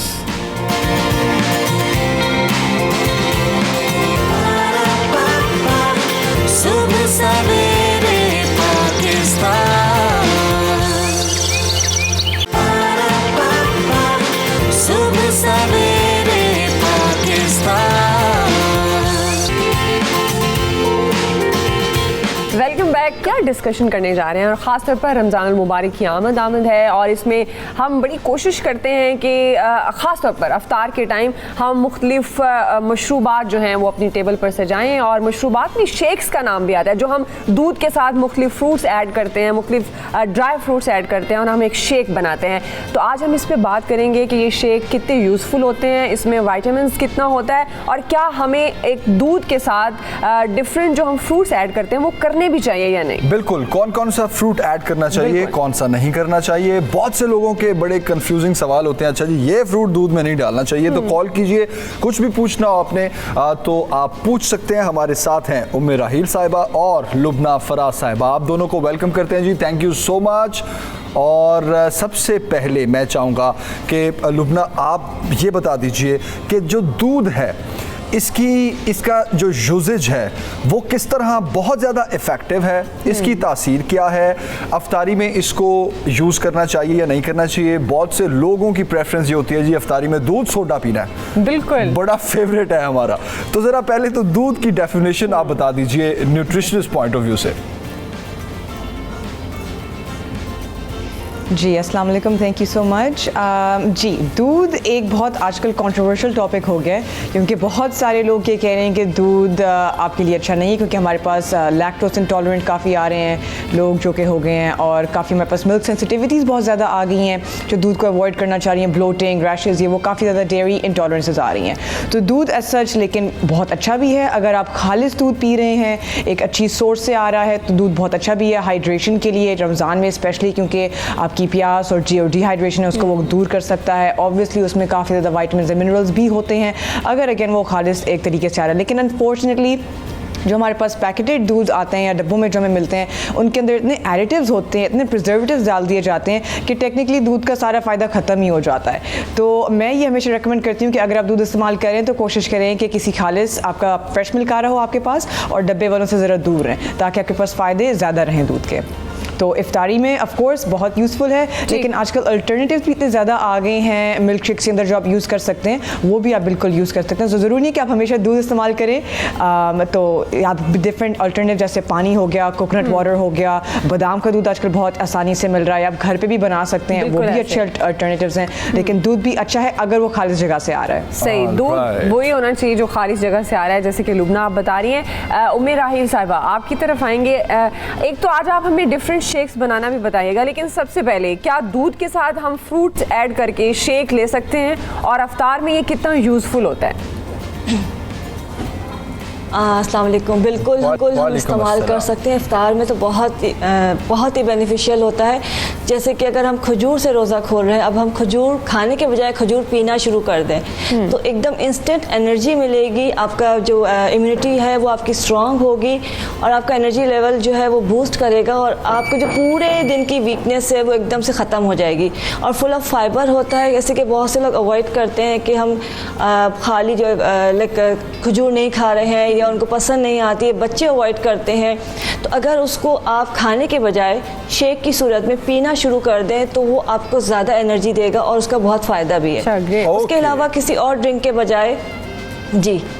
अच्छा, तो ये भी कहिएगा कि ओके खजूर आपने एक बता दिया कि उसको आप शेक बना सकते हैं, कौन कौन से फ्रूट्स ऐसे हैं जिनका मिल्क शेक बहुत यूज़फुल है, और कौन कौन से फ्रूट्स ऐसे हैं जिनको मिल्क के साथ शेक नहीं यूज़ करना चाहिए? अच्छा देखिए, जहाँ तक शेक की बात है, फ्रूट्स ऑलमोस्ट सारे ही डाले जा सकते हैं। जैसे आगे आज मैं आपको कुछ चीज़ें बताऊंगी और काफ़ी डिफरेंट लगेंगी आपको। और जो मैंने कहा कि फ़ायदेमंद कौन सा ज़्यादा है, तो खरबूजे का शेक जो है बहुत ही फ़ायदेमंद है। जैसे अब रमज़ान बहुत शदीद गर्मी में आ रहा है और गर्मी की शिद्दत आपको अंदाज़ा है, हिद्दत कितनी ज़्यादा है। अगर उसमें खरबूजे का शेक इस्तेमाल करते हैं वो बहुत ही ज़्यादा फ़ायदेमंद है। सत्तू का शेक बहुत फ़ायदेमंद है, सत्तू गो के फ्रूट नहीं है लेकिन बहुत फ़ायदेमंद है। अब मैंगो आ जाएगा, आम आ जाएगा। आपके लिए खरबूजे का मिल्क शेक तो बहुत है। अच्छा, ये बनता कैसे है? सबसे पहले तो ये बता दें हमें। अच्छा, शेक जो है उसमें कोई ऐसी साइंस नहीं है, कोई मुश्किल काम नहीं है। जो भी फ्रूट आप इस्तेमाल कर रहे हैं उसमें करना क्या है कि आपने दूध लिया है, जितना भी आपको बनाना है, लाइक 2 गिलास आपने दूध लिया है, उसमें थोड़ा सा खरबूजा, लाइक हाफ खरबूजा या 1/4 खरबूजा जो है वो पीसेस करके आप डाल दें। अपने हस्बे जायका जो है उसमें चीनी ऐड कर दें, थोड़ा सा कंडेंस मिल्क डाल दें या चीनी हटा के कंडेंस मिल्क डाल दें और उसको ब्लेंडर कर दें। इतना मज़े का, इतना रिफ्रेशिंग और सूदिंग सा जिसे कहना चाहिए खरबूजे का शेक बनता है कि आपकी पूरे दिन की थकन उतर जाएगी। इसका मतलब है कि फिर तो तरबूज का शेक भी बन सकता है? तरबूज का बना सकते हैं, लेकिन देखिए तरबूज हो गया या कुछ ऐसे फ्रूट्स होते हैं जिसको हम बना के रख नहीं सकते, तो उसके लिए ज़रूरी होता है उसमें सादा दूध के बजाय जो है या तो बटर मिल्क यूज़ करें या आलमंड बादाम का दूध इस्तेमाल करें और थोड़ी सी दही इस्तेमाल करें, तो वो लाइक स्मूदी बन जाएगा। तो वो जो है वो आप आराम से उसको बना के रख सकते हैं, वरना दूध और जो फ्रूट है पानी अलग हो जाता है।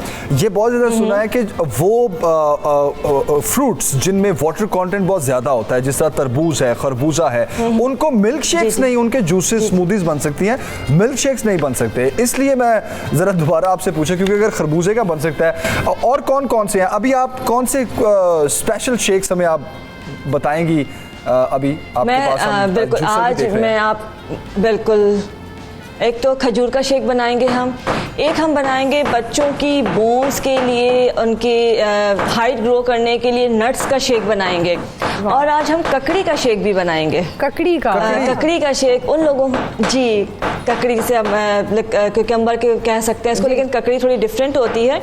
ककड़ी का शेक बनाएंगे जो कि कमज़ोर लोगों के लिए बहुत फ़ायदेमंद होता है। ओरियो शेक बनाएंगे और इंजीर का शेक बनाएंगे। सही है, तो पहले मैं चाहूंगी आप ककड़ी का शेक बनाएं, क्योंकि चले ककड़ी के आपने, हाँ देखिए जैसे अभी कहा कि वाटर कंटेंट जिस चीज़ में ज़्यादा होता है उसका जो है ना शेक इस्तेमाल हम ज़्यादा कर रहे होते हैं, उसके फ़ायदे ज़्यादा होते हैं। लेकिन होता यह है कि अगर हम ऐसी कोई चीज़ इस्तेमाल कर रहे हैं, खाली ककड़ी है, उसको हम दूध में नहीं डालते, और ककड़ी का मैं फ़ायदा बताऊं कि पानी की वजह से इसमें कंटेंट ज़्यादा होता है, वाटर कंटेंट, तो ये प्यास की शिद्दत को ख़त्म करता है। बिल्कुल ऐसे ही। लेकिन इसको जो है तिबे नबवी में इसका बहुत फ़ायदा है। वो तमाम लोग, जैसे जब हम बात करते हैं वेट लॉस की, तो मेरे पास बेतहाशा सवाल आते हैं कि वेट गेन कैसे करें। तो ये जो फार्मूला है ये तिबे नबवी का फार्मूला है, जो कि नबी पाक सल्लल्लाहु अलैहि वसल्लम ने हज़रत आयशा को बताया था कि उनकी शादी होने वाली थी और वो बहुत लीन कमज़ोर सी थी, कम उम्र थी, तो उनको खजूर और ककड़ी का शेक उनकी वालदा से कहा था इनको पिलाया करें। और कुछ ही दिनों में वो बड़ी अच्छी सेहतमंद हो गई थी। तो हम आज वही शेक बनाएंगे। इसमें हमने थोड़ी सी खजूर लेनी है, तकरीबन 3 से 4 खजूरें आप डाल लें, और बड़ा हैवी होता है ये। अगर आप दिन में 1 गिलास भी पी लेते हैं तो वो लोग जिनको कमज़ोरी की शिकायत है या जिनका वेट नहीं बढ़ रहा होता है उनके लिए बहुत ही इफ़ेक्टिव होता है, और 1 महीने में उन्हें बड़ा खातिर ख्वाह जो है फ़ायदा नज़र आता है। वाओ। इसमें हम ककड़ी डालेंगे, तकरीबन एक मीडियम साइज़ की ककड़ी पीसेस करके डाल दीजिए। अच्छा, इसके अंदर मैं कोई शुगर वगैरह ऐड नहीं करूँगी। आपने इसमें दूध ऐड कर लिया है, तकरीबन 1 गिलास हम बना रहे हैं। दूध खाली से या डब्बे वाला? नहीं, लुबना ने कहा है डब्बे वाला नहीं इस्तेमाल करना।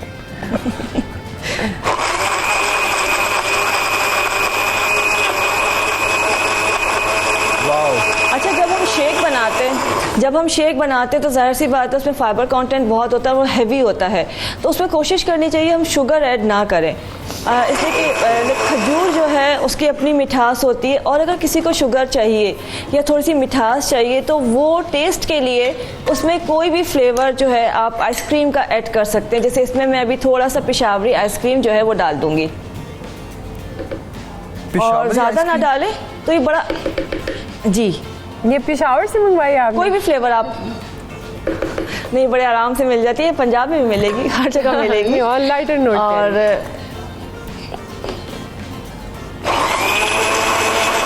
मिल्क आइसक्रीम होती है एक्चुअली ये। बस ये आपका शेक तैयार है। और इसको वो तमाम लोग जिनको ये शिकायत है कि जिनका वेट नहीं बढ़ रहा है, ये वो लड़कियां या बच्चे जो हैं जो बहुत फील कर रहे हैं, कमज़ोर हैं, तो वो इसको डेली पीना शुरू कर दें और सिर्फ 1 मंथ में उनको बहुत ही ज़बरदस्त जो है नज़र आता है रिज़ल्ट। उसके साथ साथ जो है ये दिन में आप किसी भी वक्त पी सकते हैं या इसको जो है इफ्तार के वक्त भी आप पी सकते हैं। ओके, ये आपका इस तरह से जी। और ये आपका बन गया शेक, ककड़ी खजूर और शेक। पेशावरी आइसक्रीम मिक्स करके। वाओ। अब मैं चाहूंगा कि लुबना आप बता दीजिए कि अब जो दूध है, ककड़ी है, खजूर है, ये सारी चीज़ें जब मिली हैं तो अब इसमें क्या क्या न्यूट्रिएंट्स हैं, क्या क्या इंटेक हो जाएगा आपका? देखिए, जब मैं मिल्क शेक या स्मूदी रेकमेंड करती हूँ अपने क्लाइंट्स को, मैं हमेशा कहती हूँ कि जो आपके पास एक मज़े का फॉर्मूला होना चाहिए, वो आपकी एक तो बेस हो गई जो कि आपका दूध हो गया इस केस में, ठीक है। एक आपके पास होना चाहिए थोड़ा सा प्रोटीन, फाइबर, गुड फैट्स, और आपके पास थोड़ी बहुत सब्ज़ी या ग्रीन्स होने चाहिए, जो इन्होंने बहुत मज़े से हमारे पास ककड़ी ऐड कर दी, तो बहुत एक मज़े की एडिशन है। तो खजूर से आपके पास फाइबर कॉन्टेंट भी आ गया, ककड़ी से आपके पास आपका हाइड्रेशन के लिए भी एक एडिशन हो गई, दूध आपको ऑलरेडी हाइड्रेट कर रहा है और उसमें ऑब्वियसली आपके बिल्कुल ज़्यादा काफ़ी ज़्यादा विटामिन्स हैं, विटामिन ए, बी और ऑब्वियसली सी भी इसमें आ गया है। तो ये काफ़ी सारे विटामिन्स कंबाइन हो गए। और जो सबसे मुझे अच्छी बात लगी है वो कि इसमें एडेड शुगर नहीं थी। अगर मैं ये बनाती तो शायद मैं वो आइसक्रीम वाला फैक्टर नहीं डालती ताकि वो और ज़्यादा ज़रा सा फैट फ्री हो जाए। तो जो लोग वो अवॉइड करें वो अवॉइड कर सकते हैं। And then if you like the flavour तो आप वो फ्लेवर के लिए भी ऐड कर सकते हैं। तो यूजुअली मैं कहती हूँ कि क्योंकि खजूर में ऑलरेडी इतनी मिठास है तो हम लोग नेचुरल शुगर्स की तरफ जाएँ। तो जिनको ज़्यादा मिठास पसंद है वो चीज़ें लाइक हनी हो गया, जो आपका शहद है, वो ऐड कर लें, या किसी और तरीके की कोई और फ्रूट ऐड करें, इसमें ऑलरेडी शुगर्स होती हैं तो उसमें आपको एक्स्ट्रा एडेड शुगर की ज़रूरत नहीं होती, तो उसको अवॉइड करना चाहिए। क्योंकि जैसे कि हम इफ्तार के लिए बैठते हैं, सहरी के लिए बैठते हैं, जो एडेड शुगर्स और प्रोसेस फूड्स हैं, जो यानी ऑब्वियसली डब्बे वाले फूड्स हैं, वो हमारी डिहाइड्रेशन को बढ़ाते हैं। और जो हमारे पास एक अच्छा सवाल आता है कि हाँ जी बॉडी के सॉल्ट्स बैलेंस में नहीं है, हार्मोन्स बैलेंस नहीं हो रहे, सर में दर्द हो रहा है, या इस तरह की जो कंप्लेंट्स आती हैं रमज़ान में, वो यूजुअली इसीलिए आती हैं कि हम इफ्तार में या सहरी में इतनी ज़्यादा चीनी या नमक खा लेते हैं कि पूरे दिन में आपकी बॉडी ब्लड शुगर जो आपका है वो ऊपर नीचे हो रहा होता है। तो आपने बेसिकली इफ्तार और सहरी में जो सही काम करना है वो ये करना है कि आपने अपना ब्लड शुगर लेवल कंट्रोल करना है। या यही जो हम करते हैं, इंडल्ज हो जाते हैं, इफ्तार हुई है तो हर चीज़ खा लो, ये चीज़ से दूर रहना चाहिए। सुबह सवेरे पाकिस्तान,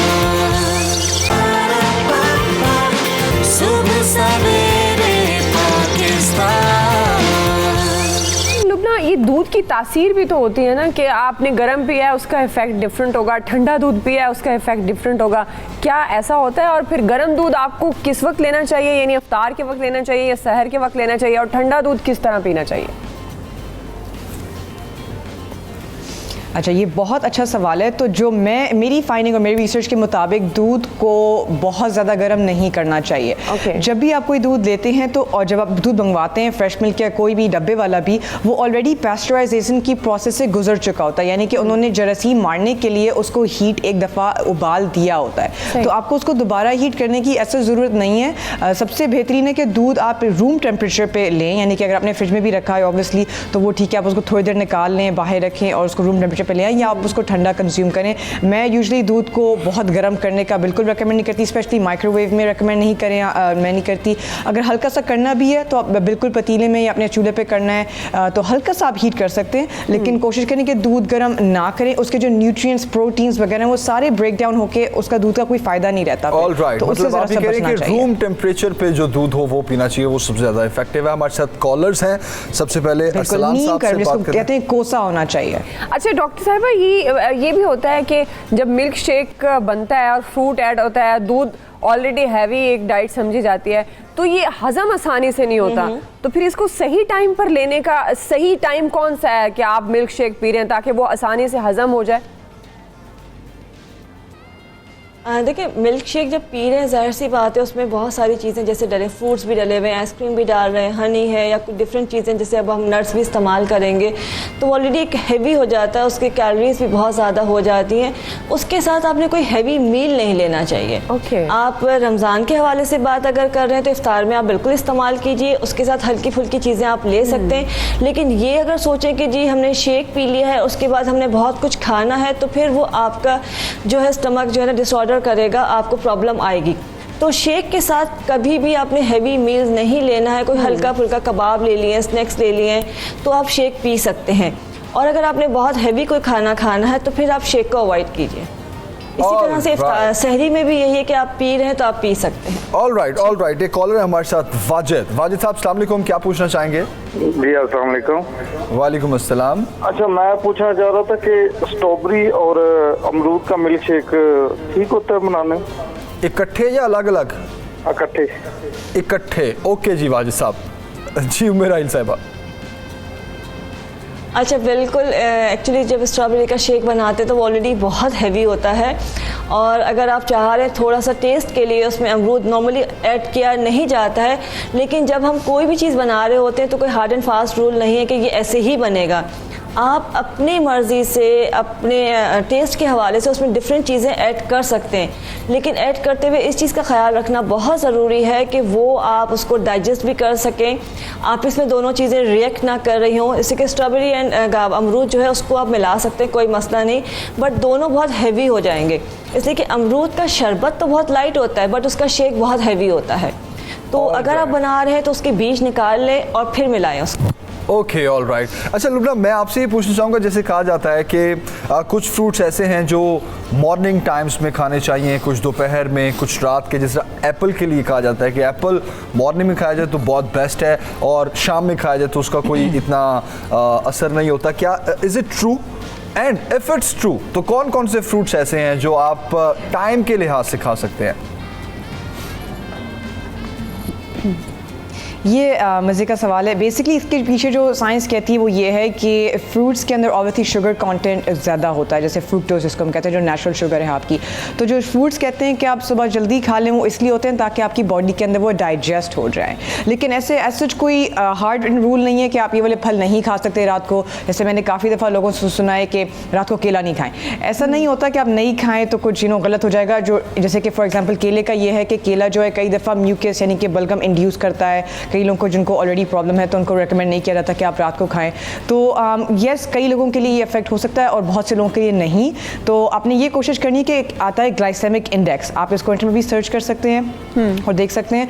तो लो ग्लाइसेमिक इंडेक्स से ये मतलब होता है कि जिन फ्रूट्स में कम फ्रुक्टोज या कम शुगर है आप उनको दिन में कभी भी खा सकते हैं, और जिनकी ग्लाइसेमिक इंडेक्स ज़्यादा है उनको आप कोशिश करें कि दिन के शुरू में या दोपहर में खा लें या बेसिकली बिफोर डिनर से पहले खाएं, ताकि आपके अंदर जो शुगर जा रही है वो एनर्जी के तौर पे इस्तेमाल हो जाए। तो ये बहुत अच्छा है डायबिटिक लोगों के लिए भी, स्टूडेंट्स के लिए भी, कि आपको रात को अगर नींद अच्छी चाहिए तो कोशिश करें कि आपका शुगर इंटेक हम कहते हैं कम करें। लेकिन हम ये भूल जाते हैं कि ऑब्वियसली नेचुरल शुगर्स भी होती हैं जिनको डाइजेस्ट होना होता है, तो उसके लिहाज से आपको करना चाहिए। तो सेम थिंग विद एप्पल, आपने कहा जो सेब है उसके अंदर ऑब्वियसली जैसे एप्पल जूस अगर आप सुनते हैं तो उसमें काफ़ी ज़्यादा फ्रुक्टोज या सिरप होता है। तो ऑब्वियसली इसलिए कहा जाता है कि सुबह में आप इसको कंज्यूम कर लें, दोपहर में कर लें तो ज़्यादा फ़ायदा है, उसकी एनर्जी आपकी बॉडी में इस्तेमाल हो जाएगी, वो डाइजेस्ट हो जाएगा अच्छे से। लेकिन रात में खाने से कुछ गलत नहीं होगा, आपके साथ कुछ भी नहीं होता, आप खा सकते हैं। लेकिन यस, अगर आपको उसको बेहतरीन फ़ायदा उठाना है तो कोशिश करें कि वो वाले फल जिनमें शुगर कंटेंट या फ्रुक्टोज लेवल ज़्यादा होते हैं उनको आप दिन में या सुबह में कंज्यूम करें। ठीक है जी। अच्छा देखिए,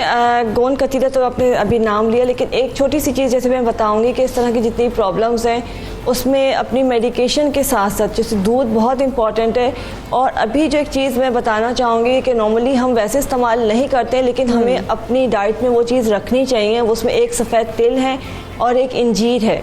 ये दो चीज़ें आपने, बड़े हैं, बच्चे हैं, बूढ़े हैं, सबको इस्तेमाल करना चाहिए।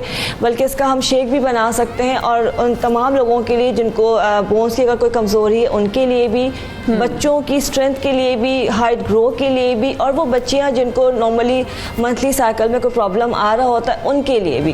तमाम लोगों को, मतलब बहुत सारे लोगों को प्रॉब्लम आता है। तो सफ़ेद तिल और इंजीर, इसका आप शेक बना के इस्तेमाल कर सकते हैं। इसको आप वैसे भी खा सकते हैं, जैसे कि वैसे खाने में लोग घबरा रहे होते हैं कि कितने तिल खाएं, गर्म होते हैं, उसकी तासीर ऐसी होती है।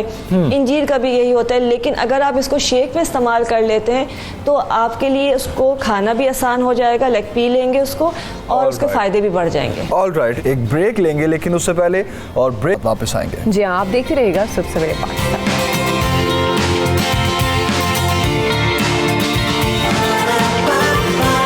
सुबह सवेरे पाकिस्तान,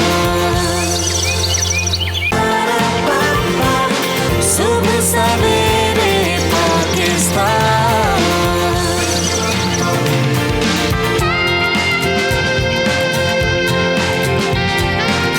वेलकम बैक जनाब, जल्दी से कॉलर्स का जवाब लेते हैं। लुबना, मैं चाहूँगा कि जो कॉलर थे वो पूछ रहे थे कि शुगर के जो मरीज़ हैं वो कौन कौन से फ्रूट्स यूज़ कर सकते हैं, कौन से नहीं कर सकते। जी, तो मैं रेकमेंड करती हूँ जो डायबिटिक पेशेंट्स हैं, जैसे मैं बात करी थी ग्लाइसेमिक इंडेक्स की, वो ये ज़रूर सर्च करें, अपने डॉक्टर से ज़रूर पूछें कि कौन से ऐसे फ्रूट्स हैं जो लो ग्लाइसेमिक इंडेक्स में आते हैं। तो कई एग्जांपल्स जो मैं देना चाहूँगी वो मैं कहूँगी नाशपाती, और जो हमारे सिट्रस फ्रूट्स हैं जैसे ग्रेप फ्रूट हो गया या कीनू हो गए, पीचेस बहुत अच्छे हैं। तो इस तरह के फ्रूट्स आप इस्तेमाल करें, आप इनको शेक्स में भी या स्मूदीज़ के तौर पर भी ले सकते हैं। तो इस तरह के फल आप इस्तेमाल करें, जिनमें सिट्रस हो या नाशपाती हो गई आपके, या क्या कहते हैं पीचेस हो गए, प्लम्स हो गए, ये आप इस्तेमाल करेंगे तो यूजुअली आपकी ब्लड शुगर कर्व ऊपर नीचे स्पाइक नहीं करनी चाहिए। और डॉक्टर उम्मे राहिल साहिबा, आप क्या रिकमेंड करती हैं कि शुगर के पेशेंट को क्या लेना चाहिए, शेक्स में क्या फ्रूट्स कॉम्बिनेशन करना चाहिए? जैसे भी लुबना ने बताया, बिल्कुल सही कह रही है। ऐसे और अपने डॉक्टर से कंसल्ट किए बगैर कुछ भी ना खाएं। होता यह है कि आपका शुगर लेवल क्या है, कंडीशन क्या है, टाइमिंग्स क्या है, ये सब चीज़ें देखना बहुत ज़रूरी होता है। और अपनी मेडिकेशन के साथ साथ जो डॉक्टर ने आपको हिदायत की है उसके हिसाब से चले। एक्चुअली होता है कि जैसे आम आएगा तो कुछ भी हो जाए, उन्होंने चोरी छुपे आम खाना ही खाना है। और इसी तरह से कुछ ऐसे फ्रूट्स होते हैं अगर ज़्यादा खा लेते तो वो नुकसान पहुँचाते हैं। केला भी खा सकते हैं, जो सिट्रस फ्रूट हैं वो बहुत अच्छे हैं, लेकिन कुछ कॉम्बिनेशन के साथ अगर इस्तेमाल करते हैं तो वो उनको ज़रा नुकसान कम पहुंचाते हैं और फ़ायदा ज़्यादा देते हैं।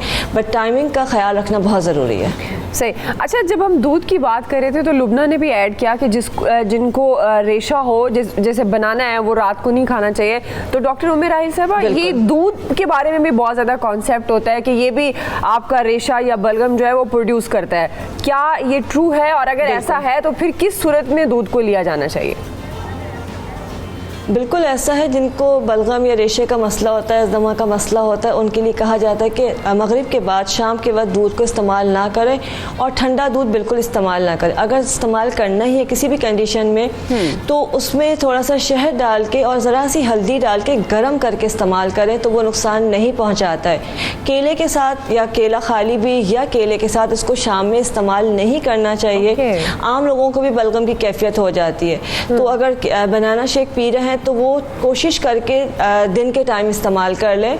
और जिनको ज़रा सा भी मसला है केले का, रेशे का, बलगम का, तो वो जो है शाम के वक्त जो है बनाना शेक इस्तेमाल ना करें और दूध इस्तेमाल ना करें। और जिनको दूध के साथ थोड़ा इशू आ जाता है कि दूध पीते हैं तो उनको कंजेशन स्टार्ट हो जाती है, तो उसमें ज़रा सी जायफल और दालचीनी डाल के अगर वो दूध इस्तेमाल करते हैं तो उनको जो है दूध हज़म भी हो जाएगा और प्रॉब्लम भी नहीं करेगा। सफ़ेद तिल, गोंद कतीरा और अलसी, इन तीनों को जो है ना पाउडर बना के रख लीजिए और सुबह जो है इसको 1 चमचा खा के दूध पी लें तो बहुत जल्दी जो जिस्मानी दर्दों में आराम आता है और जो इस तरह की कैफियत होती है किसी भी वजह से हो, वो तमाम लोग इस्तेमाल कर सकते हैं। तो ये 3 चीज़ें मिला के इस्तेमाल करें तो इंशाल्लाह जल्दी फ़ायदा होगा, लेकिन अपने टेस्ट ज़रूर करवाइए और जो भी कमी है उसको दूर करने की कोशिश कीजिए। ऑल राइट जी, वेट कम करने और वेट ज़्यादा करने की शेक्स के हवाले से भी हम जरूर पूछना चाहेंगे। जी उम्मे राहिल साहिबा।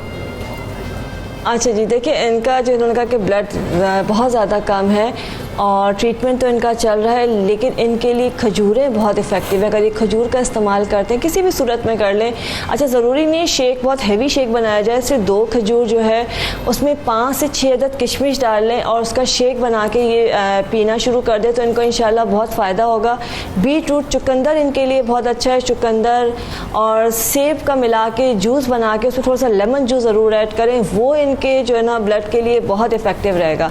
तो ये ज़रूर इस्तेमाल करवाएं, तो इंशाल्लाह इनको जल्दी फ़ायदा होगा। बाकी जो बेरीज़, किसी भी तरह की जो भी बेरीज़ हैं वो ब्लड बनाने में बहुत अहम रोल अदा करती है, तो वो ज़रूर इस्तेमाल करवाएं। सही। अच्छा डॉक्टर साहब, आपने बताया जो ककड़ी का मिल्क शेक बनाया उससे वेट गेन हो सकता है अगर आप बहुत जल्दी सेहतमंद नज़र आना चाहते हो, तो वेट कम करने के लिए कौन सा मिल्क शेक रिकमेंड करेंगी?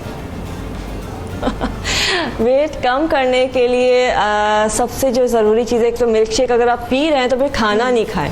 मिल्क शेक आप कोई सा भी पी रहे, कि अगर एक नॉर्मल टाइप का मिल्क शेक जब हम बना रहे होते हैं, जैसे दूध, आइसक्रीम या कोई फ्रूट है, तो अराउंड 1 ग्लास के अंदर जो है 500 कैलोरीज होती हैं।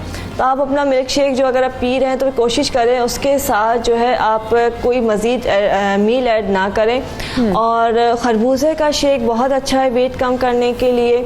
उसमें शुगर की जगह कोशिश करें स्टीविया यूज़ कर लें या शहद यूज़ कर लें, वाइट शुगर यूज़ ना करें, या शेक के बजाय स्मूदी बनाना शुरू कर दें, तो वो भी वेट कम करने में बहुत ज़्यादा आपको हेल्पफुल रहेगा।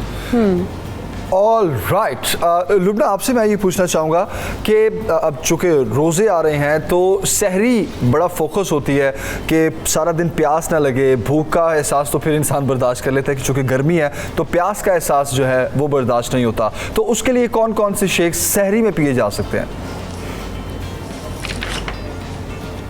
जी, सहरी में आपने अगर शेक लेना है तो मैं हमेशा कहती हूँ कि जो फार्मूला मैं आपको बता रही थी पहले, कि उसमें एक फल हो, आपकी अच्छी बेस हो, पानी या दूध हो, ठीक है, और आपके पास अगर आप फल डाल रहे हैं एक सब्ज़ी भी ज़रूर ऐड करें। यूजुअली होता है कि सब्ज़ी जो है, क्योंकि हमें चाहिए होते हैं फाइबर्स और जो उसके अंदर न्यूट्रिएंट्स होते हैं और उसके अंदर शुगर नहीं होती, तो आपको ज़रूरी कि आप सब्ज़ी भी ऐड करें। और ये सबसे अच्छा तरीका है जिसमें आप सब्ज़ी कंज्यूम कर सकते हैं, स्पेशली बच्चे भी।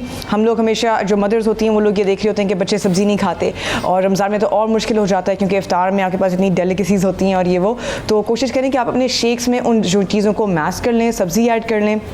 तो थिंग्स लाइक आप अगर केला डाल रहे हैं, अगर आप कोई नट्स डालें मज़े के, कोई बादाम या अखरोट हो गए वो डालें ज़रूर, ठीक है, आप कोई शहद डालें, केले, सेब, कोई भी बेरी, स्ट्रॉबेरीज़ बहुत अच्छी हैं, मैंगोज़ आ रहे हैं, आप मैंगोज़ भी डाल सकते हैं, दही डालें, डिहाइड्रेशन जो है दही उसको दूर करेगी, तो सहरी में आप वो ज़रूर लें। तो इस तरह की चीज़ें कॉम्बिनेशन आप अपनी मर्ज़ी के और अपनी पसंद के बनाएंगे तो वो ज़रूर आपको मदद करेंगे। तो सब्ज़ी कौन सी ऐड कर सकते हैं लुबना?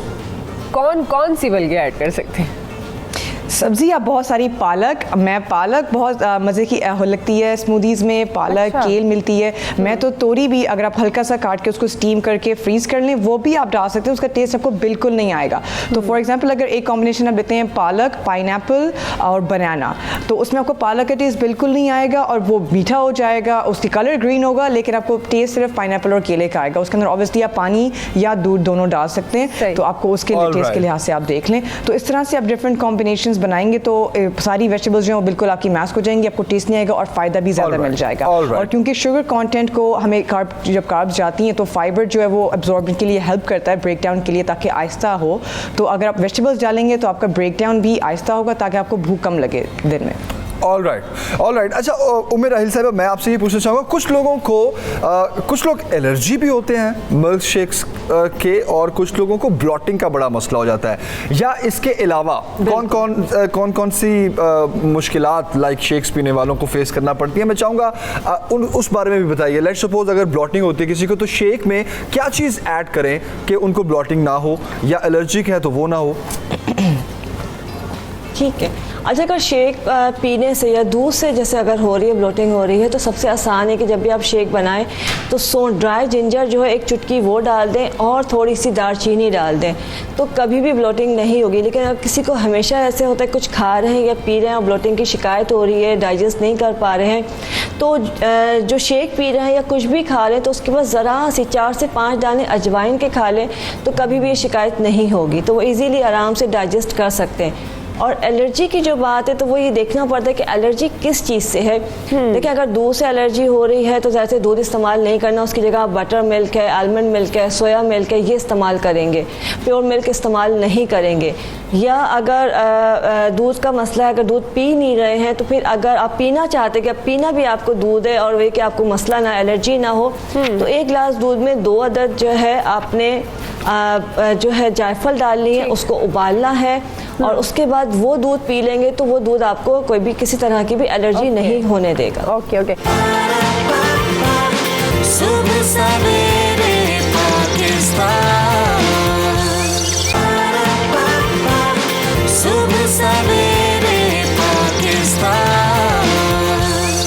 उम्र राहिल साहिबा। जी अच्छा, इन्होंने कहा कि इनको मैदे का मसला है। मैदे का क्या मसला है? इनको अल्लाह ना करे अल्सर है, इनको एसिडिटी होती है, बर्निंग हो रही है, डाइजेस्टिव प्रॉब्लम है, बहुत सारे मैदे के मसले हैं कि प्रॉब्लम क्या है। लेकिन अगर कोई भी मसला है तो जैसे भी लुबना ने बताया कि वेजिटेबल के साथ अगर हम शेक बना रहे हैं, स्मूदी बना रहे हैं, तो उसमें तुरई का जिक्र किया था। तुरई इस्तेमाल करें, तुरई के साथ लौकी इस्तेमाल करें तो वो बहुत ज़्यादा फ़ायदेमंद है। और उनको जब भी शेक बनाएं तो कोशिश करें या दूध के साथ थोड़ी सी दही मिला लें और उसको लेके स्मूदी टाइप का बना के, और बहुत मतलब पतला सा बना के दें, बहुत थिक ना दें, तो वो उनको एक ठंडक का एहसास देगा और मैदे में जो है उनके आराम आएगा इंशाल्लाह। अच्छा, जो आपदा की कॉल थी वो कह रही थी कि उनके बच्चों की हाइट नहीं बढ़ रही, ऑलरेडी वो मिल्क शेक देती हैं खजूर, आलमंड और किशमिश डाल के, क्या ये सही है या कुछ और रिकमेंड करेंगे आप उन्हें?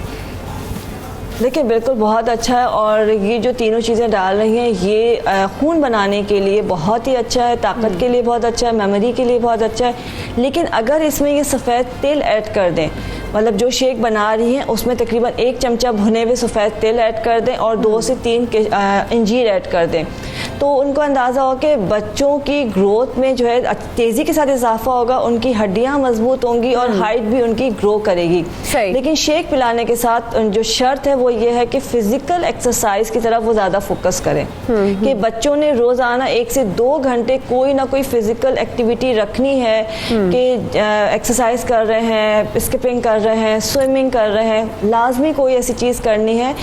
खा के सिर्फ बैठ जाएंगे तो वेट बढ़ेगा, लेकिन अगर हाइट बढ़ानी है तो खा के और पी के उसको कंज्यूम करें। ठीक। अच्छा, ये जो दूध सोडे का कॉन्सेप्ट है बहुत से घरों में ये बनता है, क्या ये सही है? मैं ये वैसे चाहूँगी लुबना आप भी रिस्पॉन्ड कीजिएगा, पहले उम्मे राहिल साहिबा आपसे। बिल्कुल सही है, और बल्कि बहुत ही फ़ायदेमंद है कि पिया जाता है। जैसे भी मैदे की बात हो रही थी कि अगर किसी को एसिडिटी होती है तो लाजमी दूध सोडा दिया जाता है, और इफ्तार में इस्तेमाल किया जाता है या गर्मियों में बहुत ज़्यादा इस्तेमाल किया जाता है, तो इसकी तासीर बहुत ठंडी हो जाती है, बहुत ही एकदम ठंडक का एहसास होता है। वो तमाम लोग जिनको खाना खाते ही बर्पिंग स्टार्ट हो जाती है या ब्लोट अगर फील कर रहे होते हैं, उन लोगों के लिए बहुत अच्छा होता है। ऑलराइट, बहुत अच्छा होता है। लुबना आप क्या कहेंगे, दूध सोडा पी लेना चाहिए? अच्छा, मैं दूध सोडे के थोड़ा सा अगेंस्ट हूँ, क्योंकि मैं पहले ही जज कर रहा था जो आप सॉफ्ट ड्रिंक उसके अंदर मिक्स कर रहे हैं, हाँ जो आप सॉफ्ट ड्रिंक होती है उसको आप ऐड करें दूध के अंदर, मेरे लिहाज से मेरी रिसर्च के मुताबिक तो ये कॉम्बिनेशन अच्छी नहीं होती। तो मैं हमेशा अपने सबको बताती हूँ कि ज़रा दूध से दूर रहें, दूध को दूध के साथ पिएं। अगर आप सॉफ्ट ड्रिंक पी रहे हैं तो उसको अलग लें, मैं तो वैसे ना लें, अगर ले रहे हैं तो अलग लें। तो दूध में कंबाइन करके मेरे ख्याल से तो अच्छी कॉम्बिनेशन नहीं बनती। पर अगेन हर किसी की बॉडी अलग होती है, इंडिपेंडेंट बॉडीज़ हैं, कई लोगों को फ़र्क नहीं पड़ता, कई लोगों को पड़ता है। तो अपनी बॉडी को सुनना सीखें। अगर आपकी बॉडी एक्सेप्ट कर लेती है, आपको फ़र्क नहीं पड़ता, दैट्स फाइन, लेकिन अगर करता है तो फिर उससे फिर आप दूर हैं। तो अपनी बॉडी को सुना करें, अपनी बॉडी को समझें। वेट गेन आपको हो रहा है उसके बाद तो आप अवॉइड करें, अगर आपको बस ब्लोटिंग हो रही है उसके बाद अवॉइड करें, तो अपनी बॉडी को सुनना सीखें। ऑलराइट। अच्छा उम्मे राहिल साहिबा, एक और कॉलर का सवाल था जिनका एक्सीडेंट हुआ था और उनके बाल अब जड़ों से वाइट होना शुरू हो गए हैं, तो उनके लिए भी आप क्या उनको बताएंगी? उनकी एज क्या थी? 26 एज, हाँ जी, हाँ, जी 26 साल की हैं वो। ओके। बिनाई भी चली गई थी उनके बाल वाइट होना, पहले उनकी बनाई चली गई और अब उन्होंने कहा उनकी जड़ों से बाल सफ़ेद होना शुरू हो गए। ठीक है, देखिए ज़ाहिर सी बात है कोई ना कोई ऐसी चीज़ हुई होगी आफ्टर एक्सीडेंट जो है, जो उनको ये प्रॉब्लम आया है। उनके लिए जो सबसे इम्पॉर्टेंट, जो सबसे अहम चीज़ है जो उनको इस्तेमाल करनी चाहिए वो लेवेंडर इस्तेमाल करना चाहिए। लेवेंडर जो है, लेवेंडर के साशे भी आ जाते हैं। लेवेंडर का जो है एक माजून मिलता है अतरीफल इस्तखुदोस के नाम से, है क्या? वो इनके लिए बहुत इफेक्टिव है।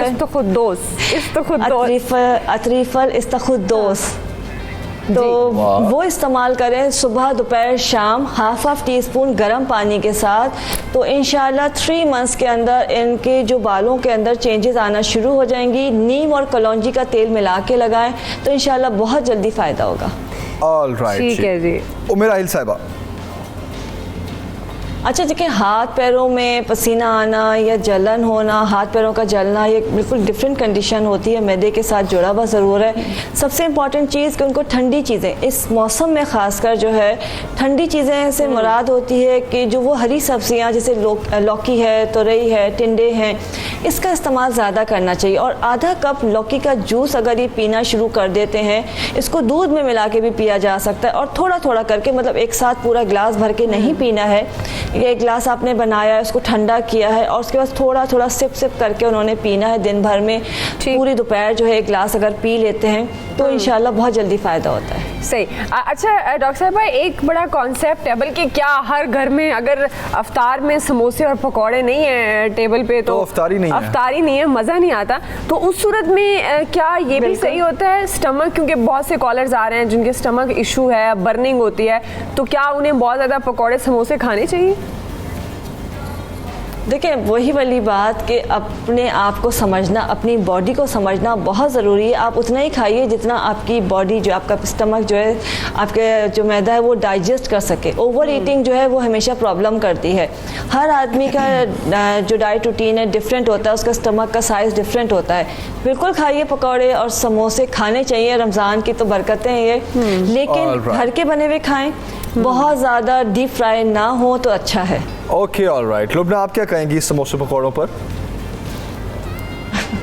समोसे पकौड़े, मैं ये कहूँगी कि अगर आप घर पे बना रहे हैं तो कोशिश करें कि उनको, जैसे इन्होंने कहा कि डीप फ्राई ना करें, आप उनको बेक कर सकते हैं, उनको टोस्ट कर सकते हैं, और फिर एंड में उनको क्रिस्पी बनाने के लिए हल्का सा शैलो फ्राई, जिसको मैं कहती हूँ कि फ्राई पैन में जो करते हैं वो कर लें। और मैं हमेशा ये कहती हूँ, जिन लोग, अगर आपने खाना ही खाना है तो मैं कहती हूँ रूल ऑफ वन, यानी कि आप एक समोसा, एक पकौड़ा और जो भी आपके पास है मज़े की चीज़ें वो सिर्फ एक एक खाएँ। ओवर इंडल्ज या ओवर ईट ना करें कि हाँ जी 3-4 आ रहे हैं आपकी प्लेट में, प्लेट भरी हुई है, इस चीज़ से अवॉइड करें। तो रूल ऑफ वन या रूल ऑफ हाफ अप्लाई करें कि आधा समोसा आधा पकौड़ा इस तरह करके खा लें तो ज़रा सी हेल्प हो जाती है। वैसे लोग तो ये कहते हैं कि रोज़ों की, रमज़ान की बड़ी बरकतें होती हैं, जो मर्जी जिस टाइम पे मर्जी खाते रहे, हजम हो जाता है, लेकिन फिर भी भाई बॉडी का ख्याल तो आपको रखना है ना। कि सारे फ्रूट्स खाने चाहिए, और उसमें जो है तरबूज भी बहुत अच्छा है, खजूरें बहुत अच्छी हैं, इसके अलावा अंगूर हैं वो बहुत अच्छे हैं, अनार अब चला गया है, ऑलमोस्ट जा ही रहा है, तो अनार बहुत अच्छे होते हैं।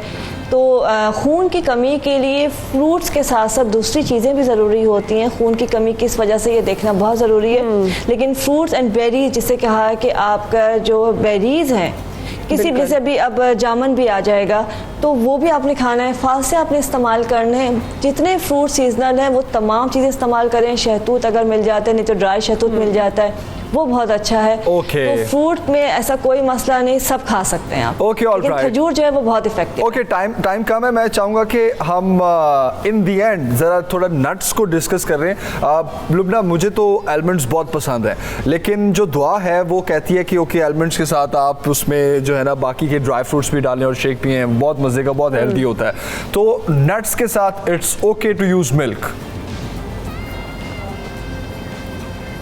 जी बिल्कुल, मैं तो बहुत रेकमेंड करती हूँ कि आप उसको यूज़ करें। एक्चुअली हर नट दूध के साथ बहुत अच्छा बनता है। बेशक आप काजू ले लें, अखरोट ले लें, बादाम ले लें, किशमिश ले लें, सारे अच्छे बनते हैं, सबके बहुत अच्छे फ़ायदे हैं। असल में ये हैं आपके गुड फैट्स, और इनमें काफ़ी प्रोटीन भी होता है। तो गुड फैट्स आपकी बॉडी में, यानी कि अच्छे फैट्स फैलाते हैं ताकि आपकी बॉडी अच्छे से, आपको भूख ना लगे, आपके अंदर भूख कम हो, आपके अंदर एनर्जी जाए। ब्रेन के लिए बहुत अच्छे हैं, ब्रेन हेल्थ के लिए, तो उनको कंज्यूम करना बहुत ज़रूरी है। अल्जाइमर्स आजकल बहुत कॉमन हुआ हुआ है हमारे पास, तो नट्स उसके लिए भी हेल्प करते हैं। तो कोशिश करें कि कम से कम मुट्ठी भर नट्स आप ज़रूर कंज्यूम करें। आप उनको बेशक रूखा खाएं या शेक में लें, जैसे मर्जी लें आप। स्पेशली स्नैकिंग हम करते हैं इफ्तारी के बाद, तो उसमें आप अगर नट्स ले लें, मुट्ठी भर मिक्स करके ले लें, या सिर्फ जो भी आपको पसंद है, बादाम या जो भी, वो भी आप ले सकते हैं। तो हर तरीके से फ़ायदेमंद है।